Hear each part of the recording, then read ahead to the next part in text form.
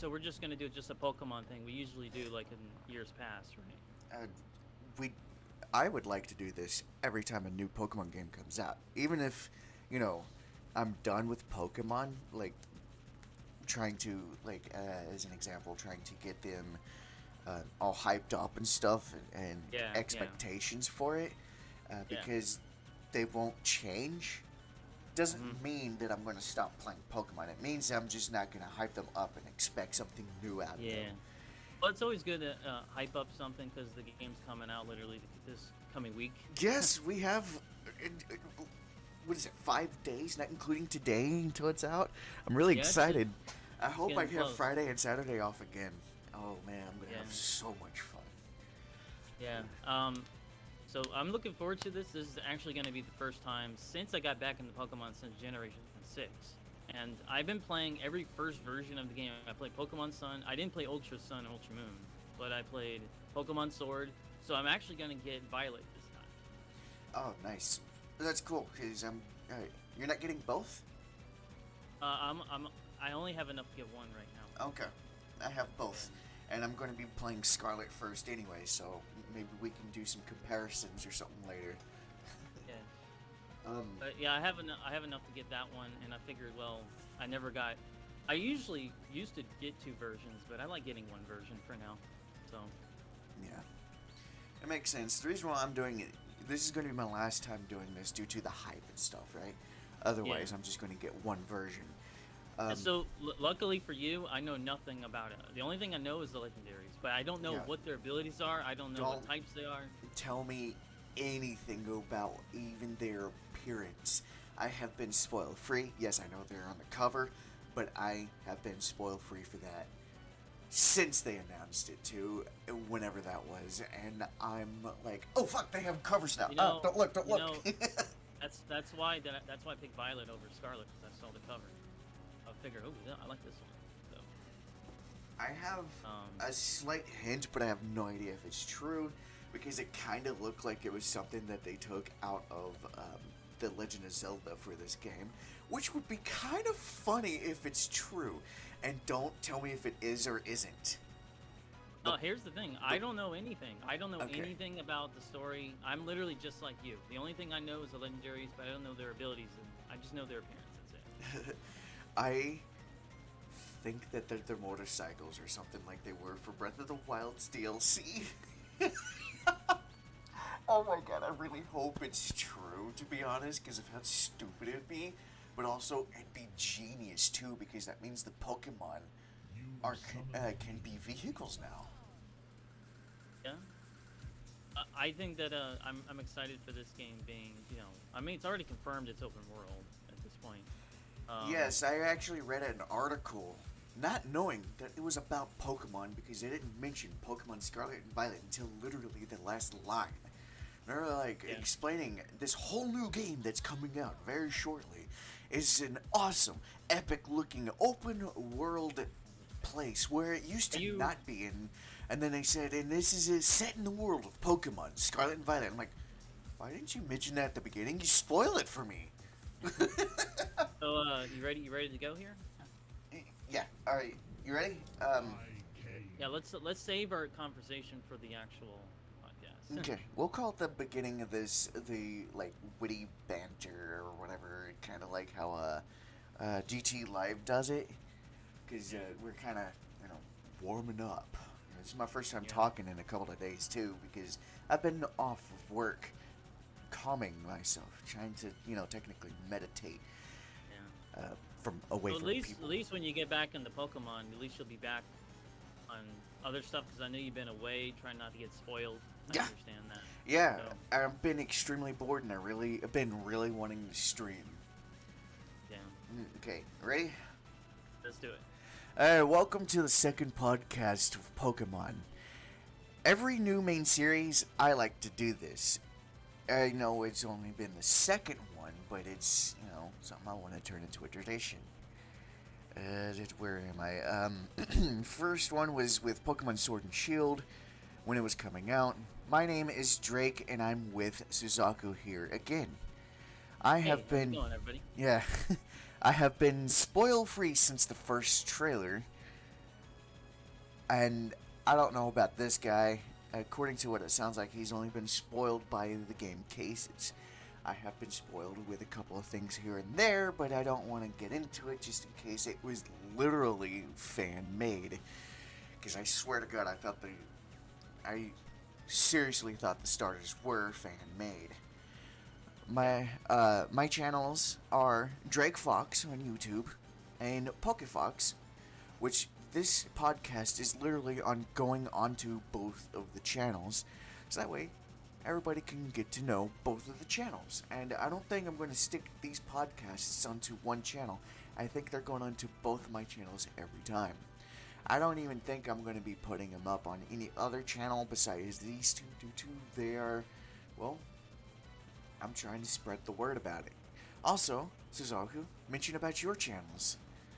Yeah, so I have a AMV channel that I've had since 2008. It's if you guys are interested in making AMVs, if you're interested in watching, doing anime reviews and stuff like that. But if you also want to see another channel that I do gaming, it's SuzakuLP. I've had that for a long time as well. Yeah. Now, do you think it's okay if I can mention my other channel? Yes, go for it. Go for it. This is so not I have kid friendly. This is like anything goes friendly. Okay. So the other channel that's Oppi related, which is press content. So if you guys are interested in that, I've been doing that for 11 years now. And that is goddamn. yeah. So it's the Oppifu culture. So I want you guys to please check out that channel as well. I will give links to all of my friend here once it's up on his channel. Oh yeah, definitely. They will be in the description for sure. I would highly suggest you guys go check his stuff out. His Oppi stuff is actually quite entertaining and very knowledgeable on that stuff. And you guys will be quite surprised on how impressive you see. It's like don't knock it until you try it. I mean, like, seriously, check that Oppi channel out. I didn't think it was going to be anything besides, oh my god, look at these breasts. No, he actually gets into detail about, like, animation. He gets in detail with the characters, even their personalities and stuff like that, even about the video stuff. So go actually give that a try. If not, you're not into that kind of stuff and you think it's going to be weird, even if you do check it out, check out his gaming stuff and his AMVs that he's been doing forever. It was literally the start of him as Suzaku. Just a little bit of a thing before we officially get started is AMVs I showed one of my friend and he was like, dude, this shit is awesome. Yeah, so, I'd like him to be my editor for this kind of stuff, but he's like, no. He's that good at editing.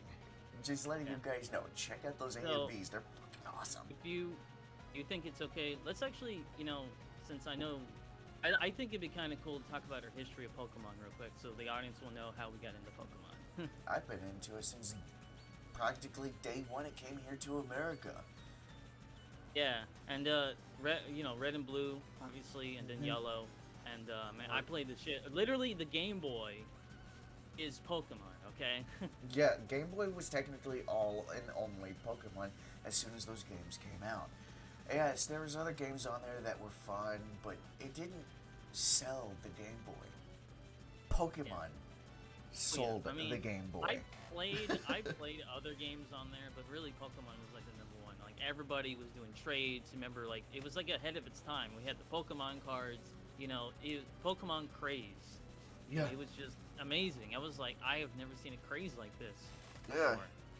Yeah, I mean, and ever since the day I first played it, I was given the Pokemon Red game and the Game Boy because my friend was tired of it.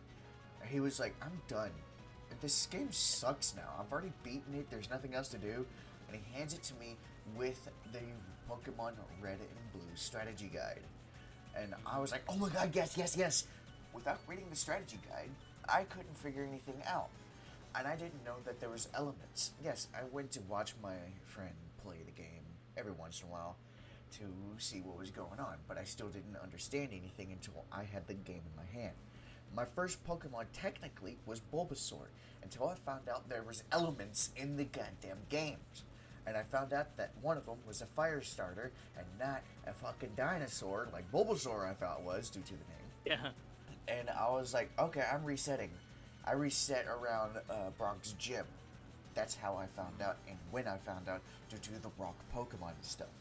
And I reset, and my first and always will be starter from the beginning was Charmander, because fire has always, from this day, been my, from that day, has been my favorite element, and I never regretted it since. And So it's a for me, tradition for me to choose the fire starter in every new Pokemon game. yeah. So for me, it was it was. I love Charmander. I love Squirtle. I love the starters. The starters in Gen 1 are great. I mean, they're just. Even though a Bulbasaur for me, I've used the least, but I actually enjoy like Squirtle and Charmander the most. But I actually really enjoy Yellow version because Pikachu follows you around. Yes, And, that was technically the only reason why I enjoyed Yellow versions, because even though that it was just Pikachu, I loved it whenever he was following you around. And this is before I started not liking Pikachu due to his popularity was all over the place, and I couldn't, find my bud Charmander anywhere, or any of the other starters. And I was like, dude, where's my Pokemon? I want them, not Pikachu. I'm not that big of a fan of Pikachu in the first place. A fun fact that Clefairy is supposed to be the face. Yes, Pokemon. that was the thing. Clefairy was originally supposed to be the first starter outside of Pikachu, right? It was going to be the only one, but it turns out they felt like that it wasn't going to be good enough, so they chose Pikachu, which was probably a smart choice. I'm sorry if I'm getting too close to the mic. So, for me, I remember when I played the, Gen 1, is I go through the game, beat the Elite Four and the Champion, and you would think that's it, but that's not it. There's actually closed content in the game. You fight the Legendaries, and you get to Mewtwo, and it's like, whoa, like, I didn't even know this existed. Yeah. Actually, the only way that you found out that there were legendary Pokemon was the only one that was during the path to the Elite Four. I think it was Articuno, or was it Moltres that was there? I can't remember. It was one of the two. It's been so long since I played Gen 1. Same. I'm going to be playing it again as soon as I can too, because the 3DS's store is going to be closing sometime next year, and I'm trying to get the 3DS and purchase all of the Game Boy games on the 3DS emulator. And that was the only way you could find out about the legendary Pokemon. There was just literally 4 legendary Pokemon, the 3 legendary birds and Mewtwo. They were the only ones that you were able to obtain in the games. And so you finding out about the legendaries was so very unlikely, except for whoever was in the route to the Elite Four, because they were on the way, slightly out of the way, I think, if I remember correctly. What I actually enjoy about Pokemon Blue, Red, and Yellow is when you encounter a certain Pokemon, it's extremely rare to run into it. You're like, oh my god, look what I found. I mean, that is like the most special thing in Pokemon. Anything. If you find like a really legendary, or not just a legendary, but just a really rare, like 1% Pokemon. Yes. It's like, I gotta get this, because it's gonna run away. A specific Pokemon that I kept trying to catch, not just Dratini, that I can't remember who it is, in the Safari Zone for such a long time. When I finally caught that guy because of how rare he was, I was so excited I literally leaped for joy, and everybody was confused. Scyther? Was it Scyther? Scyther was pretty yes, Scyther was one of the ones, but I ended up catching him quite easily, surprisingly. It was somebody else, and I can't remember who it is, and I'm not sure if it was Pinsir or if it was like Chansey. I can't remember. I mean, I remember in Safari Zone, and then there's like other areas that are like, oh my god, like I didn't expect this Pokemon to be in this area because it was so rare, But in later Pokemon games, it's always been like that, where you're going through the same area over and over. All of a sudden, you find a Pokemon you've never seen before. Yeah. I remember the one time where I played Pokemon. Was it X or Y? And I would find one of the like rare Pokemon. You're like, dude, how did you find this so fast? Yeah, I actually do remember, Because I was like, how the fuck, you lucky son of a bitch? Why? Oh my god, you and your rare Pokemon come out so easily. A 1% chance for you to find this Pokemon. You find it the second you walk into the grass. That is not fucking fair. This happens with the Pokemon cards too, guys. He ends up getting some of the rarest Pokemon cards. And I'll it's tell you a story about this. hilarious. Kyogre, first time I ever pull a Pokemon card in like for 10 years. I get a Kyogre out of it. He gets the rarest out of the rarest of the Kyogre. It's that full art Kyogre with Team Aqua on it and everything, right? Yeah. And it was literally what was it? The first pack you opened? You know what's kind of odd? You gave me that card. Let's start swapping cards. I'm gonna give you this pack here, and you end up giving me the lucky pack. Yeah. We split the stack because I bought an Elite box set, and it was even 8, right? And it was 4 and 4 for the even split, for those of you that are terrible at math. And the first one he opens was the rarest of the rarest. I had a shitty hand. You had probably a Jinx or a Mr. Mime. Oh my god, I hate those two so much, even before that pack opening shit. Ugh. But what's cool, I'm not going to be able to upload this due to I lost the footage due to my phone broke. So a lot of the footage on there for opening these previous Pokemon cards that I've had are gone, unless I can save it somehow. I can't see the screen. That's how bad it is. I remember when Chris would ask me to open his cards, I would get like another legendary. It'd be like, dude, what the fuck? I have to say, I opened, I don't know how many packs, but it was, I think it was the Pokemon Go Pokemon cards, if I remember correctly, that I opened, and I don't know how many in a row that was, but I think it was 2 in a row, and then like 2 to 3 packs later, I got the third one, was all 3 extremely rare, and I didn't know how rare it was until I heard Aaron Hansen talk about this, because he only has one of these, from what he said, is the shiny, radiant Charizard, and I have 3 of him. I think I have them right in front of me. Hold on. Because they're my Zarude, Mew, Celebi cards. I have 3 Zarudes. And they were so rare after I googled it that the price kept going up and up and up for 2 weeks. They were worth $500 at the end of the 2 weeks after I bought them, and I'm like, oh my god! I put the day I got them, I put them in a sleeve, and then I put them in the plastic sleeve, and then I taped it up at the top and cut it off and sealed it off for so that way they wouldn't get damaged with me, right? So when I did that, I was like, I wouldn't be surprised if these are the common Charizards, and then I googled it, and I'm like, oh, Jesus Christ, I'm glad I did that. And they, at the time, I don't know if they still are worth $500, and I'm really glad I finally got the rarest of the rarest out of the booster packs, and I got 3 of them. I gotta tell you another funny story about Generation 2 is when, when you throw a random Pokeball, just a random Pokeball to a legendary, and my brother was like, you could do that? Yeah, I didn't know that. Random, regular Pokeball? I didn't know that either, and then I was like, you keep encountering these guys. I'm gonna attempt to see if I could throw a Pokeball at them, and I ended up catching one of the legendary dogs because of it. That's what's so crazy. You would think Pokeball, oh, that's weak. It's only for like the low level ones, and then you just use it because it's like a 1% chance you're gonna get a legendary out of a regular Pokeball. It's something like that, right? But I was using. That's what it is. I was like, I can only catch one of these 3 legendary dogs back when Gold and Silver came out, right? And I was like, I wonder which one I'm gonna get. I don't know what these guys are.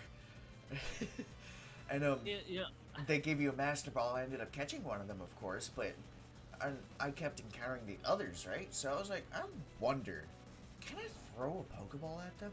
I ended up catching them. I'm like, oh my god, you can do that? Yeah. So much for the Master Ball. Yeah, and I'm like, I guess I don't need the Master Ball to catch the legendary Pokemon. I'm glad you Yeah, couldn't, because yeah. after that, I tried to catch the third and final one, which was Like Suzaku. it's like playing another game like say, oh, the Master Ball. That's like instant, you know. But if you try the other ones, you'll be like, I want to challenge myself trying to catch this. Yeah. And Yeah. there's a lot of times where I think it was in Pokemon Sun. I would try to catch one of the legendaries with Ultra Ball, Ultra Ball, Ultra Ball, and I'll throw a regular Pokeball and I'll catch it. I'm like, Yeah, that happens with me a okay, lot too. It's like, okay, why? Do you guys want the legendaries in the normal Pokeball, or because it's iconic, or what? Jeez, come on. Let me yeah. catch it in the Pokeball that's meant to catch Pokemon easier. And sometimes, Dude, don't that, don't you always have that weird? Don't you always have that weird, like, when you throw a random Pokeball to a weak Pokemon, it just doesn't catch. It's like, what's going on here? yeah, you throw the Pokeball, they don't catch it. You throw the Ultra Ball, you catch them, and they're the common ones. You do Yeah, I it to know, the right? legendary, the opposite way, the opposite way, and you're like, what the fuck, Game Freak? Why Yeah, is a Pokeball catching the legendary, but not an Ultra Ball? And why an Ultra Ball doesn't catches the common Pokemon, but not the Pokeball? What the fuck, guys? Come on, make up your minds. I don't know if that's with everybody, but it seems like it happens with me, and from the sound of it, with you too. It's not like it happened in the earlier games. It's been like this ever since. Yeah, it actually still is. I just realized that I haven't been. I've been playing Shield because I want to get through all the DLC again, just in case there's It's some, like it's interesting like Game save data Freak. getting It's like Game pushed Freak over. didn't want you to forget about it because it's an easy thing to like forget. And then they did that on purpose so nobody would notice. We think, right? But we don't know if that's Yeah. true or not. I And mean, I think people would notice by now. I mean, hell, it's been out there for a long time. yeah, I just can't get enough of this stuff. The little details like that, you start to notice. And you're like, why, Game Freak? Why? There's other things out there too, but I can't think of it at the moment. What would be your most underrated generation? 5. A lot of people I seem to hate Gen 5 due to how different it is, and love Gen 4 to how different it is. And I'm sitting here thinking, like, just listen to this. People did not like the Mega Evolutions, at least not at first. I heard a lot of criticism. I heard a lot of bad things about it. I even heard a lot of crap about these new alternate Pokemon since Alolan forms came out, right? Yeah. Nobody liked that stuff at first. They were criticizing it.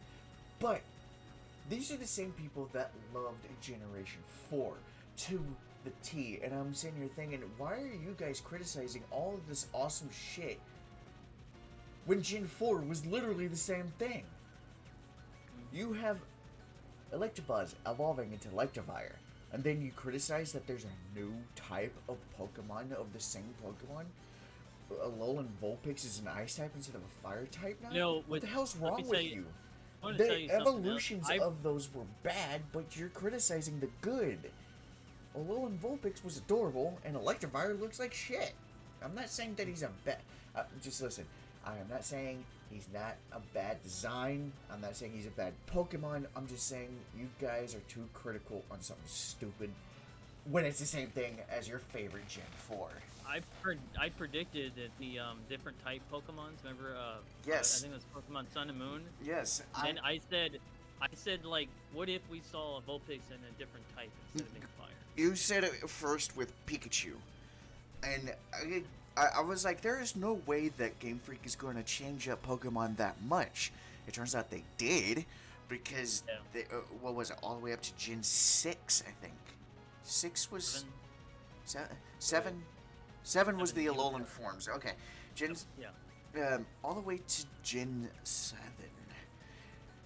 They had nothing new besides Mega Evolution to the Pokemon. And if anything, the Mega Evolutions only made them stronger and added a different type if it was different. Charizard turned to a dragon instead of just a flying fire type, right? It was a dragon fire. That was the only difference. And everybody else seemed to stay the same, except for maybe Altaria, where she gained Fairy type for her Dragon type. I mean, like, that was a couple Pokemon here and there, right? And fuck, I didn't expect it. It threw me through a loop for sure. When and I it was saw the exciting. trailer, when I saw the trailer of like Sandshrew, this being an Ice Steel type, I was like, wait a minute, I Yeah. predicted this. I can't believe I called this. I am still to this day genuinely surprised. It's like your father works at Nintendo. Yeah, I was like, because remember, you heard me that I say I would be really cool to see, the starter Pokemon or just something like a different type. Yeah, They I look was. different, and they actually are different in a way. Can't believe it came true. I was looking at this like, can't believe this actually happened. I was predicted kind of it 6 months. split on that too. I wasn't sure if I was going to like it or hate it. And I was like, it's Yeah. probably going to be stupid. Who knows? And now I'm like, maybe it'll actually be pretty Vulpix cool. is actually adorable as an ice type. Oh, dude, I fucking love her. Ever since that they showed her, or ever since I seen her, she became my instant favorite because she's. I've always liked curly hair, and Yeah. she just looks so goddamn adorable. And the thing is about Ponyta and Rapidash, they even look Uh, good. hold on a sec. Okay, we're back. Alright. This is gonna be a jump cut, guys. I am sorry this was happening. I thought it scared the crap out of me. The timer paused because my computer's been acting up this weekend. I Crisis thought we averted. were saying all this stuff and nothing was being recorded. It's a Oh, good thing you fucking paused. It's a good thing you paused it because you'd be like, we were talking all this stuff and you didn't even notice it. Yeah. And the last thing you said, you predicted the Sandshrew thing, or Yeah. you saw the Sandshrew and predicted. That shit was, that was surprising to me too. I mean, like, I was in Yeah. awe. Yeah, when I saw like these different types, I was like, this is brilliant because it makes the other generations more relevant than ever. It makes Because them it's more like- relevant, and it kind of refreshes the game series. Kind of. It does. Because you can be like, your opponent's about to throw out Vulpix. What do? And you're like, is it the fire type or is it the ice type Vulpix? Wouldn't know. Yeah, you wouldn't know. If I Just, send down at a least- steel type because it's weak to strong to ice, it could be a fire type. But what different version outside of like picks? I mean, what other different type of the other generations do you like that are newer in this one? I really like what they did with the Executor. They made him that long neck form. Yeah. I didn't even realize that they shortened him because the game data or the sprite was too tall in the original Red and Blue games. Yeah. If you think about it, For me, I want to say my most underrated, honestly, is Gen 2. In my opinion. Oh, I see where you're going with that. The most underrated game. Okay, I see where you're going with that. Yeah. Why yeah, do you think Gen 2 is the most underrated when it's technically the second most popular? is, but it just, I feel with the Mega Evolutions, they didn't do anything with Gen 2. Oh, not yet. Just Yeah, wait. I'm They not- may bring back the I'm talking about for Mega now. Evolutions. I'm talking about for now, as we know now, because I don't know anything about Generation 9 at all. I mean, they might do something with that. I don't know. But Yeah, For now, I'm in predictability. the dark. Even I am predicting that the game is going to be based on time travel. And I'm hoping that if they do bring that in as time travel thing, hopefully they not one, they fuck it up. Two, that they bring back the Mega Evolutions. At the very least, I fucking love really the like- Megas. That was Yeah, I really do. genius. A lot of the starter Pokemon would have Mega Evolutions. Yeah, the only thing I didn't like about the Mega Evolutions that they didn't do it to the starters of Pokemon X and Y. Yeah. Why? Why? Oh God, why? Okay, why do you Oh. think Gen 2 is underrated? Besides the Mega? I don't know. I just feel like we hear about Gen 3. I like Gen 3. You- and I like. You played Legends Arceus, right? Oh, I did not play that one. Oh man, you missed out. They gave Typhlosion an alternate form. He's a I saw that. fire ghost Yeah. type. Oh my god, is it awesome? I think that's even better. That is, I love it. I mean, like Typhlosion looks great. They could have done Yeah. something a little bit better with the flames, if that's flames around its neck. Like, I if don't it's know. if For it's me, supposed to be all wavy and stuff, and not actually be a look on it. I don't know. What they I could don't have know. done was make it like flames coming out kind of look, Um, but I don't still know. wavy like it's Ghost. Ooh. And It's I been a love it. long time since I played Gen 2 because I know it was the first time it had day and night cycle in it. It had just the fact that the That ending was of the the first game. one, wasn't it? Oh my god, why did I Yeah. think it was Gen 4? Was it Gen 4 that I was thinking? No, it's Gen 5. Gen 2. No, I was thinking Gen 5 because I can't remember. Oh man, I loved the seasons in Gen 5. Whew. I wish Yeah. they would bring that back. Where, depending on the season in your game, which would change like once a month, I think, to the next season. What predictions do we expect from this current game right now, Generation 9? Since we're days away from it. I am predicting time travel and alihibres to be in the game. Yeah? Do you know what an alihibre is? What is that? Um, Explain it. give me a sec. I actually pulled it up. Let me screen share this with you real quick so that way you can see it. Do you see it? Oh, These colorful animal creatures, from fantasy to real life looking creatures. Very oddly shaped if you take a good look at some of them. This one's okay. I actually thought that was going to be weird looking, but I enlarged it. Look at this one. eh, It's Hank on a cross. And, I mean, like, dog with wings, giant eared fox, like, abnormally bigger than, a fennec fox. They have a rat with wings. They have, abnormally Yeah. shaped I- animals. Giant tail squirrel. And they're all extremely colorful. This is a Mexican thing, not just a Spanish thing. I mean, I don't think it's just a Spanish thing, but it's definitely a Mexican thing for sure. And because this is based in Spain, confirmed in the first trailer, that I think alihibres, or a type of alihibre, will be in the game as hopefully, fingers crossed, as a legendary Pokemon due to their Yeah. spirit guide animals for the dead. Yep. But yeah. I think that'd be really unique because we haven't really seen anything like that yet, have we? No, we do not have any Pokemon that are like this of any kind. And if anything, because they said they want to bring a rooster in, and because roosters, or chickens in general, are definitely a Mexican thing, they should make a Mexican or a Spanish alihibre chicken. Both Yes. male and female as a hen and rooster alihibre.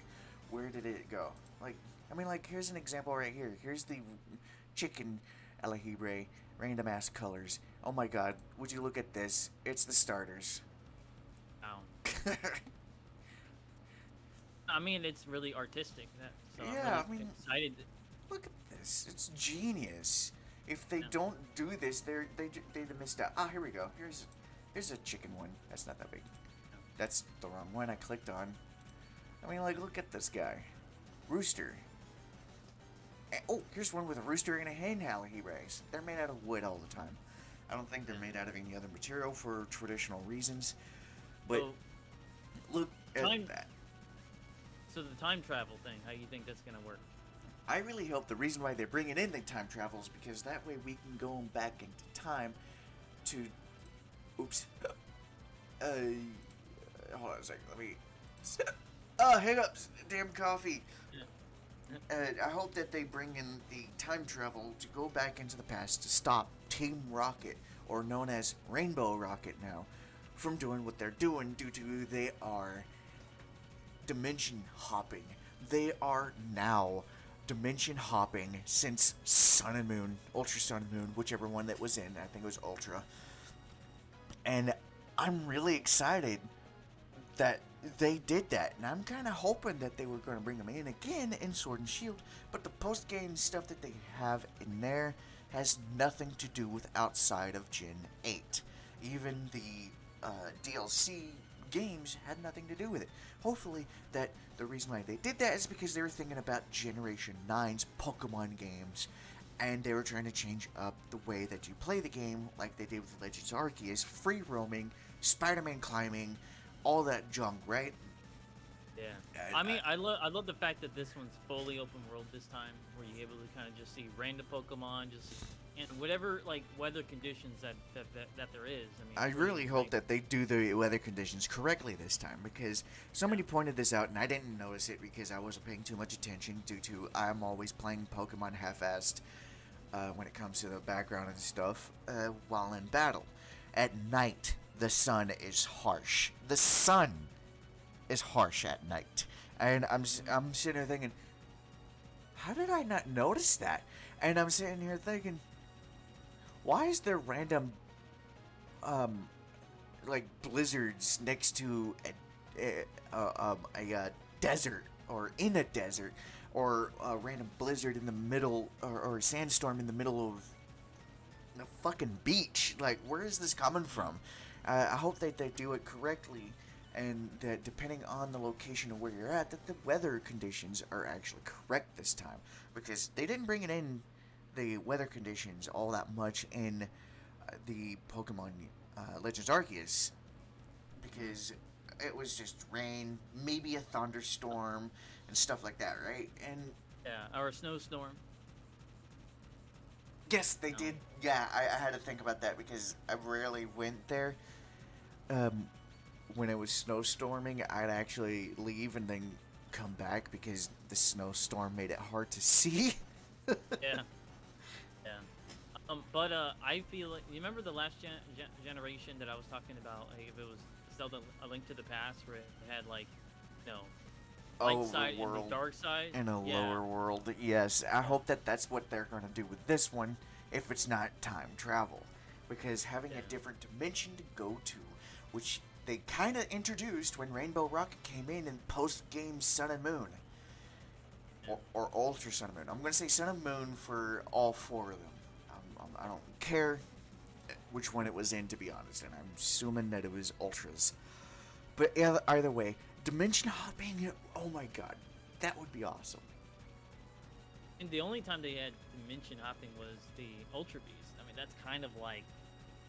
Technically, yes. And that's when Rocket took advantage of that and used it to their advantage. And they ended up catching all the legendary Pokemon that they wanted. And I'm sitting here thinking, oh, that is so cool. He has Mewtwo. Giovanni has Mewtwo. And he has it in a Master Ball. And then you fight the other team members. I don't know if you ever played the post-game for this. You fight the other team members. The evil team leaders have their legendary Pokemon. Aqua has Kyogre. Magma has Groudon. And Generation 4 dude has Dialga. Yeah, Dialga. Yeah, I forget the name of the leader guy because he's very unimportant. Yes, I mean that as in a very insulting way to the people that are fans of Gen 4. Because I can't remember his name, to be honest.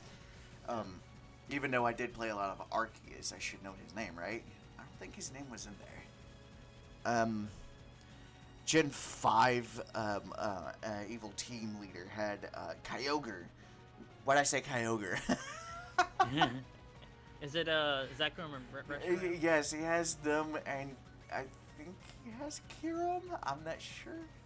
I think with Kiram, when they introduced him, where he was able to fuse, I was like, that's kind of cool. Yes, in Black and White Part 2, when they introduced that, I'm like, oh, that's a cool gimmick, and they're only saving it for these 3 legendaries?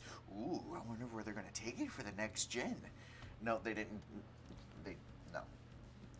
The Yeah. next fusion thing that happened next was in Ultra Sun and Ultra Moon, which was saddening due to it really didn't change anything for them, which Yeah. it did for the legendaries in Gen 5. In Gen I 7? remember. I'm gonna go back a little bit when I showed you the legendaries, like what locations, like some for generate. What was it, Gen 6 with the Sun and Moon? I don't remember which version you played, but I told you like, here's a legendary you're gonna be like losing your shit over. And you see Necrozma, and you're like, what the hell is that?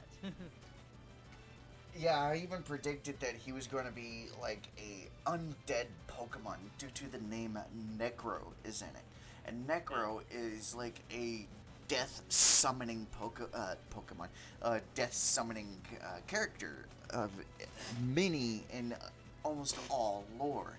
If there's any that they're not a death summoning creature or person, please let me know. I'd really like to know if that's true because His design so looks far, pretty sick though. oh, he's a fucking prism, and I see the cleverness in his name now, Necro, and his name is Necrozma, like a prism is in there mixed with the name, which is kind of cool. He absorbs the light and does not give it out, which is cool. And the ding comes in perfectly timed. Ding. Yeah, that was somebody messaging me if I need a ride to work. I feel for this generation though, it's gonna be very exciting. The fact that it's open world, which I mean, didn't Legends Arceus, was it kind of semi-open world? Legends Arceus was technically considered to be fully open world, even though you still had to load in and out with each section. And yes, they do have a hub section to where you can do everything instead of having to look for specific spots in the area that you're in. I wonder, what the gyms are gonna be. I don't even know how many are gonna be in this, or if there's not any gyms at all. I really don't know. Actually, I hope they bring the gyms back. That's something I miss. The gyms in Sword and Shield, they were good. I really liked it, but the scaling was kind of bad. I think they could have done better with the scaling, because yes, we have giant-ass Pokemon, but why are we in the middle of the two giant Pokemon? We should be either off to the side or behind these giant Pokemon. Yeah, We I should- don't feel it's really necessary to be like right behind them. It's like not seeing the trainers. Put them in the side where you can see them. And Yeah. you can see them root for their Pokemon. You know? Yeah, and I'm sitting there thinking, that's a clever idea. Turn them into giants, which is a brilliant idea. I think it's really cool. It's a cool gimmick that I actually do appreciate.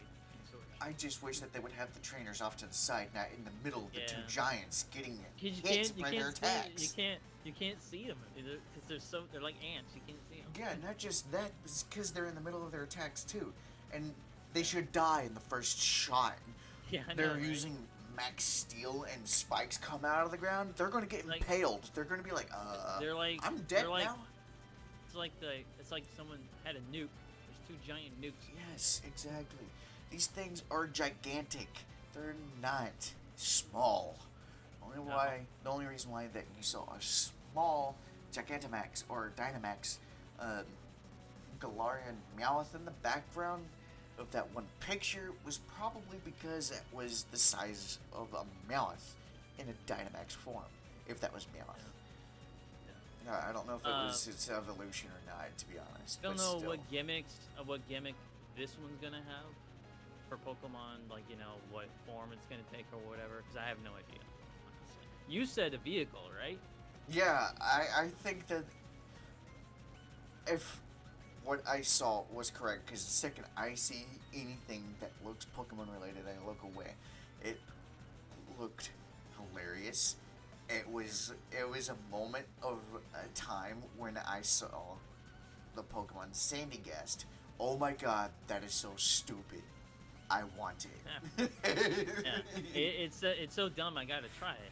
I gotta, It was like, see what- okay. Just to give a little bit of context of what I mean, Sandygast and Palossand, whatever he's fucking called, they're both sandcastle Pokemon. I thought that was so stupid. It was genius, and I wanted it. Yeah. It turns It's out like the it was a it's like pretty strong Pokemon. it's like that ice cream Pokemon. Well, that one was kind of, not Game Freak's design. That was a fan-made design that they put Oh into yeah. the game. Yeah, and a lot of people keep giving them shit, and I'm sitting there thinking, guys, come on, you're making fun of somebody's fan-made Pokemon that was put into the game. Lay I off. think that's really cool. Who? I think honestly, I like the ice cream Pokemon. I do too, and I'm gonna put a point out there saying, guys, would you have expected your Pokemon to make it into the fucking game if you knew? Would you have created a badass Pokemon, or would you have created something really dumb looking just to see if it'll make it? Who knows? Maybe that person did that. He's like, if I'm gonna make it in, it's gonna be ice cream. If you made made a Charizard, like a different type Charizard. I mean, outside of fire, what else would that Charizard be? And you send it to Game Freak, like, I like for this Charizard to be in the game. Well, honestly, I'd probably turn it into like an electric dragon. Yeah. Yeah, I think because Natsu would be proud. oh yeah, he is. Yeah, He is electric fire dragon slayer. Yeah, yeah. And- I think it'd be kind of cool if he was like a ghost. Yeah, Typhlosion already has that, so I don't think that's gonna work. Yeah, yeah. But That's why I didn't say that. That would be That's right. pretty cool. yeah. But we gotta try to make all the starters at least slightly different from one another. hmm Because the starters have always been the same three. I'd like to see a starter actually a different type. Maybe Other that's than something fire. going to happen. Who knows? But that's a Yeah. gimmick that if they ever lean away Because that from. would really be exciting if they changed like in Generation 10. All of a sudden now we're gonna get rid of the water, the fire, and grass that we've had since the beginning of Generation 1. Yeah. Generation 10 is now gonna be different. Now we're gonna have electric, we're gonna have fairy, and we're gonna have ghost. We're like, what? That would throw people through a loop for sure. But also, you got to think about this. They have the three starters that they have now because it's a type balance of paper, scissors, rock. Yeah, yeah, And yeah. And if they're going to do it again, they got to make sure that the next three types that they bring in would be like that too. Yep, yep. So I was thinking, if they did do that and they were going to introduce it, they would have to do it into the game prior to the next gen to test the waters. And if they're doing it in this game, they would have to introduce it shortly after you get your starter Pokemon, right? So if you ended up getting, the usual fire, grass, water, they bring in psychic, dark, and fairy. If that's a good one. As an example, I'm trying to think is fairy weak? No, it's not weak to psychic.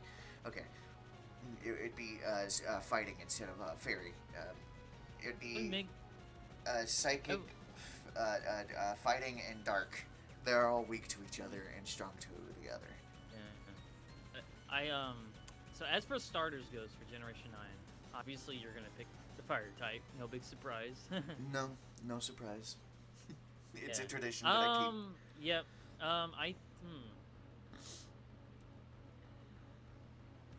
Hello? Oh, there you are. I'm just thinking like what my starter would be because I actually don't even know because the previous other generations I would know who the final evolutions are. That's why with Rowlet I knew who I was gonna pick with that one. This one I have no idea. I haven't seen any of the evolutions, so this one's gonna be a toss-up. The most popular one, obviously, is Sprigatito, the grass starter. And I heard rumors, I don't know if it's true, that Sprigatito is being bipedal, and I would not be surprised if people are upset about it. Oh, so it's gonna be kind of a disappointing one, huh? Oh, no, not disappointing.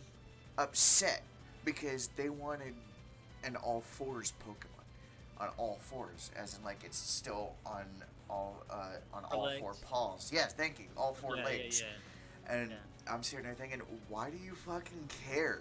It's going to happen one way or another with one of the starters, and you guys are already upset that Fuecoco is already like that. And then what was the last one? The duck one. The duck one's Quaxley. He is the one that is literally talked about the least. If I am choosing my next Pokemon, it is definitely going to be Quaxley because I feel like he is the underrated Pokemon starter. He might be the cook you're actually predicting. I really hope so. If not, Yeah. I'm assuming he is a sailor for my second guess. Because just think about this. I guess I'll pick. It's because the hat. I guess I'll pick Quaxley because I'm curious to see what he's gonna look like in Final Evolution. I think his final evolution is going to have the name Boob in it too because he has blue feet. Yeah. Because there is a boob bird out there, literally called a boob. What? Or a booby, whatever it's called. So it would match you because of your channel. Oh, I didn't know that. I've never noticed. Yeah, not many people really know about that. Hold on a second. Let me see if I can pull up a booby. I'm gonna. Yeah, a duck. Is that like a bird or what? I don't know what kind of bird it is, but I know it is a boob. Wow, that's the first. Oh, I've it's heard of actually called a booby. B-O-B-B. I mean B-O-O-B-Y. Booby. And it is. I don't know. It looks almost seagull-like. Oh my god. I think it's. Here, let me show you. Hold on. that. You got to be careful because you could. Oh no, it's. I'm not gonna show anything of this onto the part. They're gonna have to assume it. No. You see it? Oh, I only just see your icon. Wait, what? You just only see your avatar on. Oh, Discord. you may have to click into it then.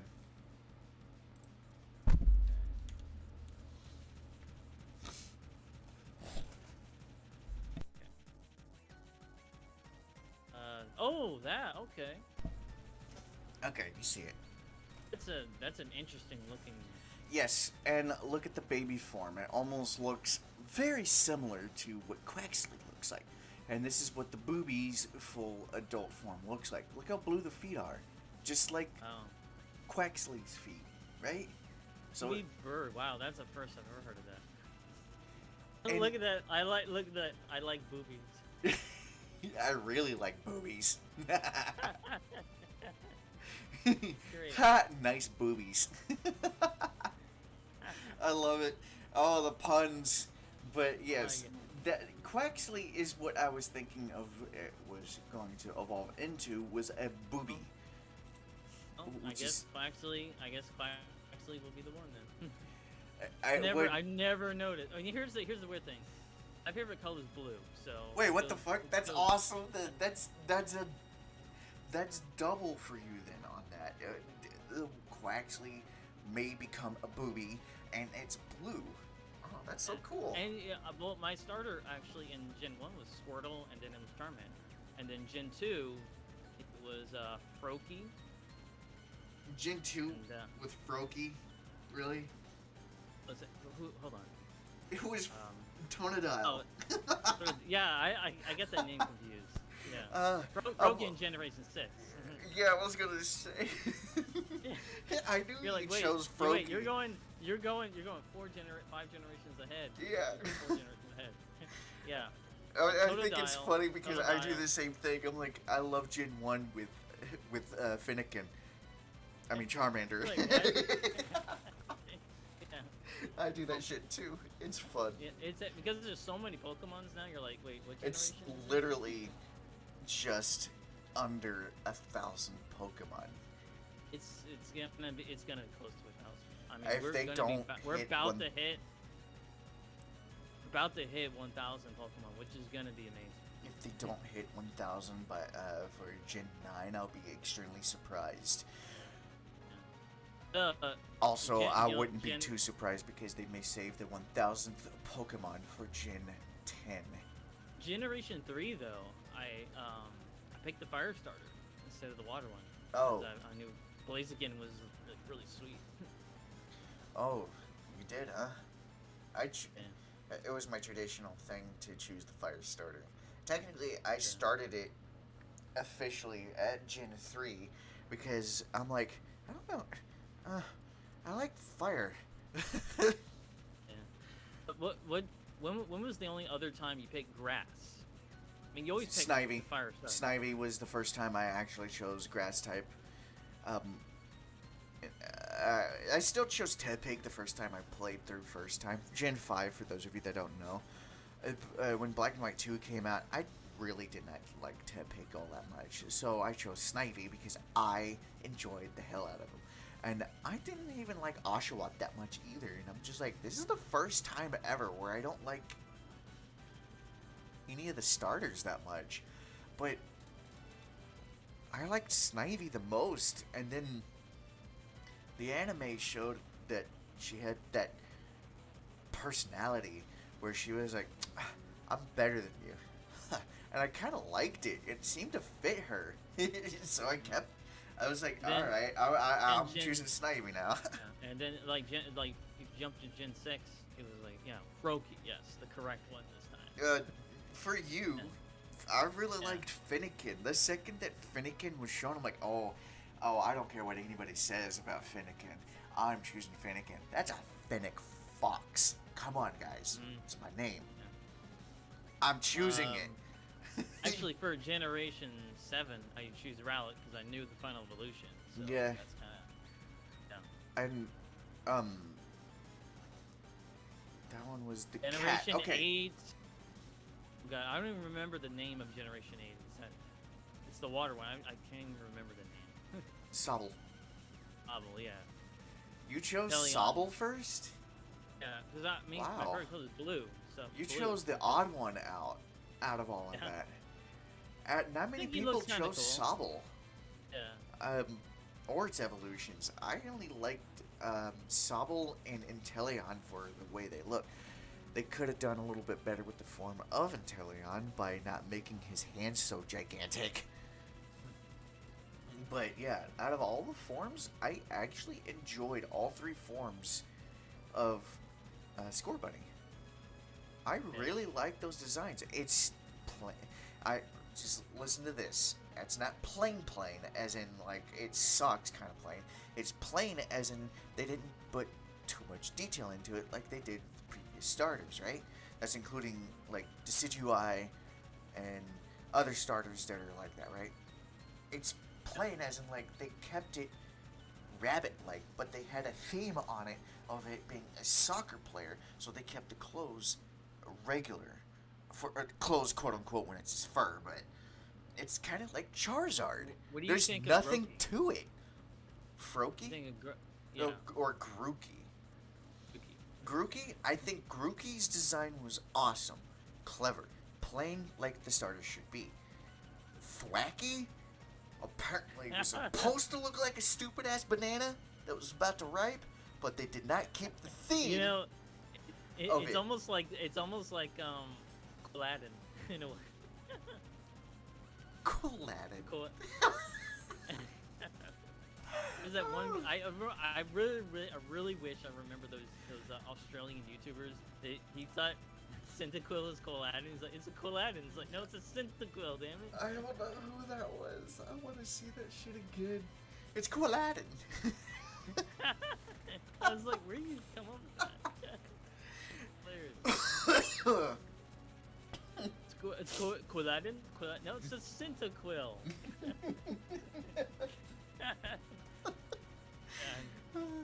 As for this generation, though, I'm really excited for the legendaries. I'm excited for how humongous this game is gonna be, like how open world this game is gonna be, like how mass, just everything that the game will offer. Yeah. And And fingers crossed that there's no loading in between each area like they did with Legends Arceus. Especially having to go back to the hub world just to get to the next section. That was annoying. how long did that take? Like a minute, whatever. No, not even. But it was the loading that was the obnoxious part. You had to load. Somebody counted it. You did about 4 to 7 loads, depending on where you were traveling to. Loading screens. 4 to 7 loading screens. They didn't take long, but it was annoying. It's like, Yeah. I wish you could just like teleport and then it's like instant. You're like right there. It's like, okay, no loading. That's good. I mean, if they were going to do the loading thing, have an animation for it, like somebody coming down and swooping in to pick you up, like they did with the fly HMs, right? You would fly. You would summon the Pokemon, and an animation would happen, and you'd fly over to the place as a loading screen. Air quotes, I should say, loading screen. Yeah, and then if you want to go like surf, then you have a surfing loading screen. Yeah, for the transaction from going to water. Yeah, I think that'd be really cool. At least the loading will look different. It won't look exactly the same like every single other one. Yeah, I mean, even if you had to take it to a loading screen, show an animation of the character getting on to the Pokemon. It felt in Generation 8.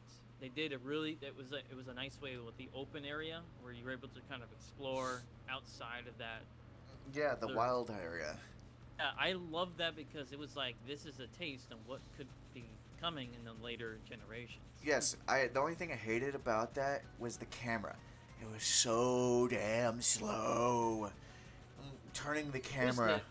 Is it the first time in Pokemon you can actually turn the camera? Yes. Well, technically no.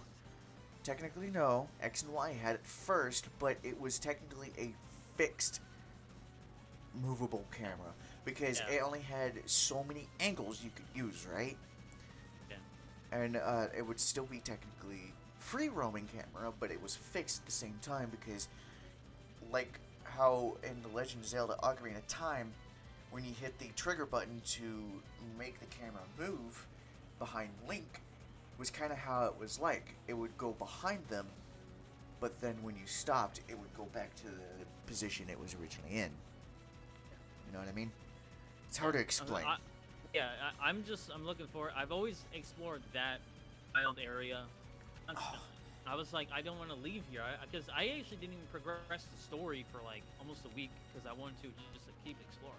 Yeah, that area was so big. Big, yeah. Yeah, that's what she said. That is definitely what she said. Yeah, but it's just that area was like, man, this is what Pokemon could be in the future, and of course, here we are now. Yeah. It's gonna be like when we saw the first trailer, I was like, finally an actual open world Pokemon game. Counting Legends Arceus, but because I didn't play that one, so this one's gonna be really exciting for me. Okay. I have a proposal to make then, because you missed out on Legends Arceus by playing. You did not. And this one is supposedly the same thing, but much, much better. I want to hear your opinion of what you think of it right now. And then when you are done playing the game, we're going to do this again of an after thing podcast just to see your reaction on it, because I play a lot of free roaming games and I love them. Breath of the Wild nearly perfected that. Nearly is what I'm saying. It's not perfect, but it was nearly perfect due to what they did. What do you think of free roaming for Pokemon? Tell me what you think. I think free roaming Pokemon is actually a dream. It's what every Pokemon fan wants, because a better way to actually just roam around and to like say, here's like a desert over here, here's a lake over here, or a ocean or whatever, and you just see Pokemon just in the distance. You're like, I want to catch that. I want to go over there and get that, And you got a volcano area, something like Breath of the Wild, but just Pokemon related. And for the longest time, I've always have wanted a open world Pokemon game. Something that I've really always wanted. And it's even traced back even the early generations. You remember when you watch the anime, it's like, dude, I want to like catch a legendary, just a random open area. You just see a legendary.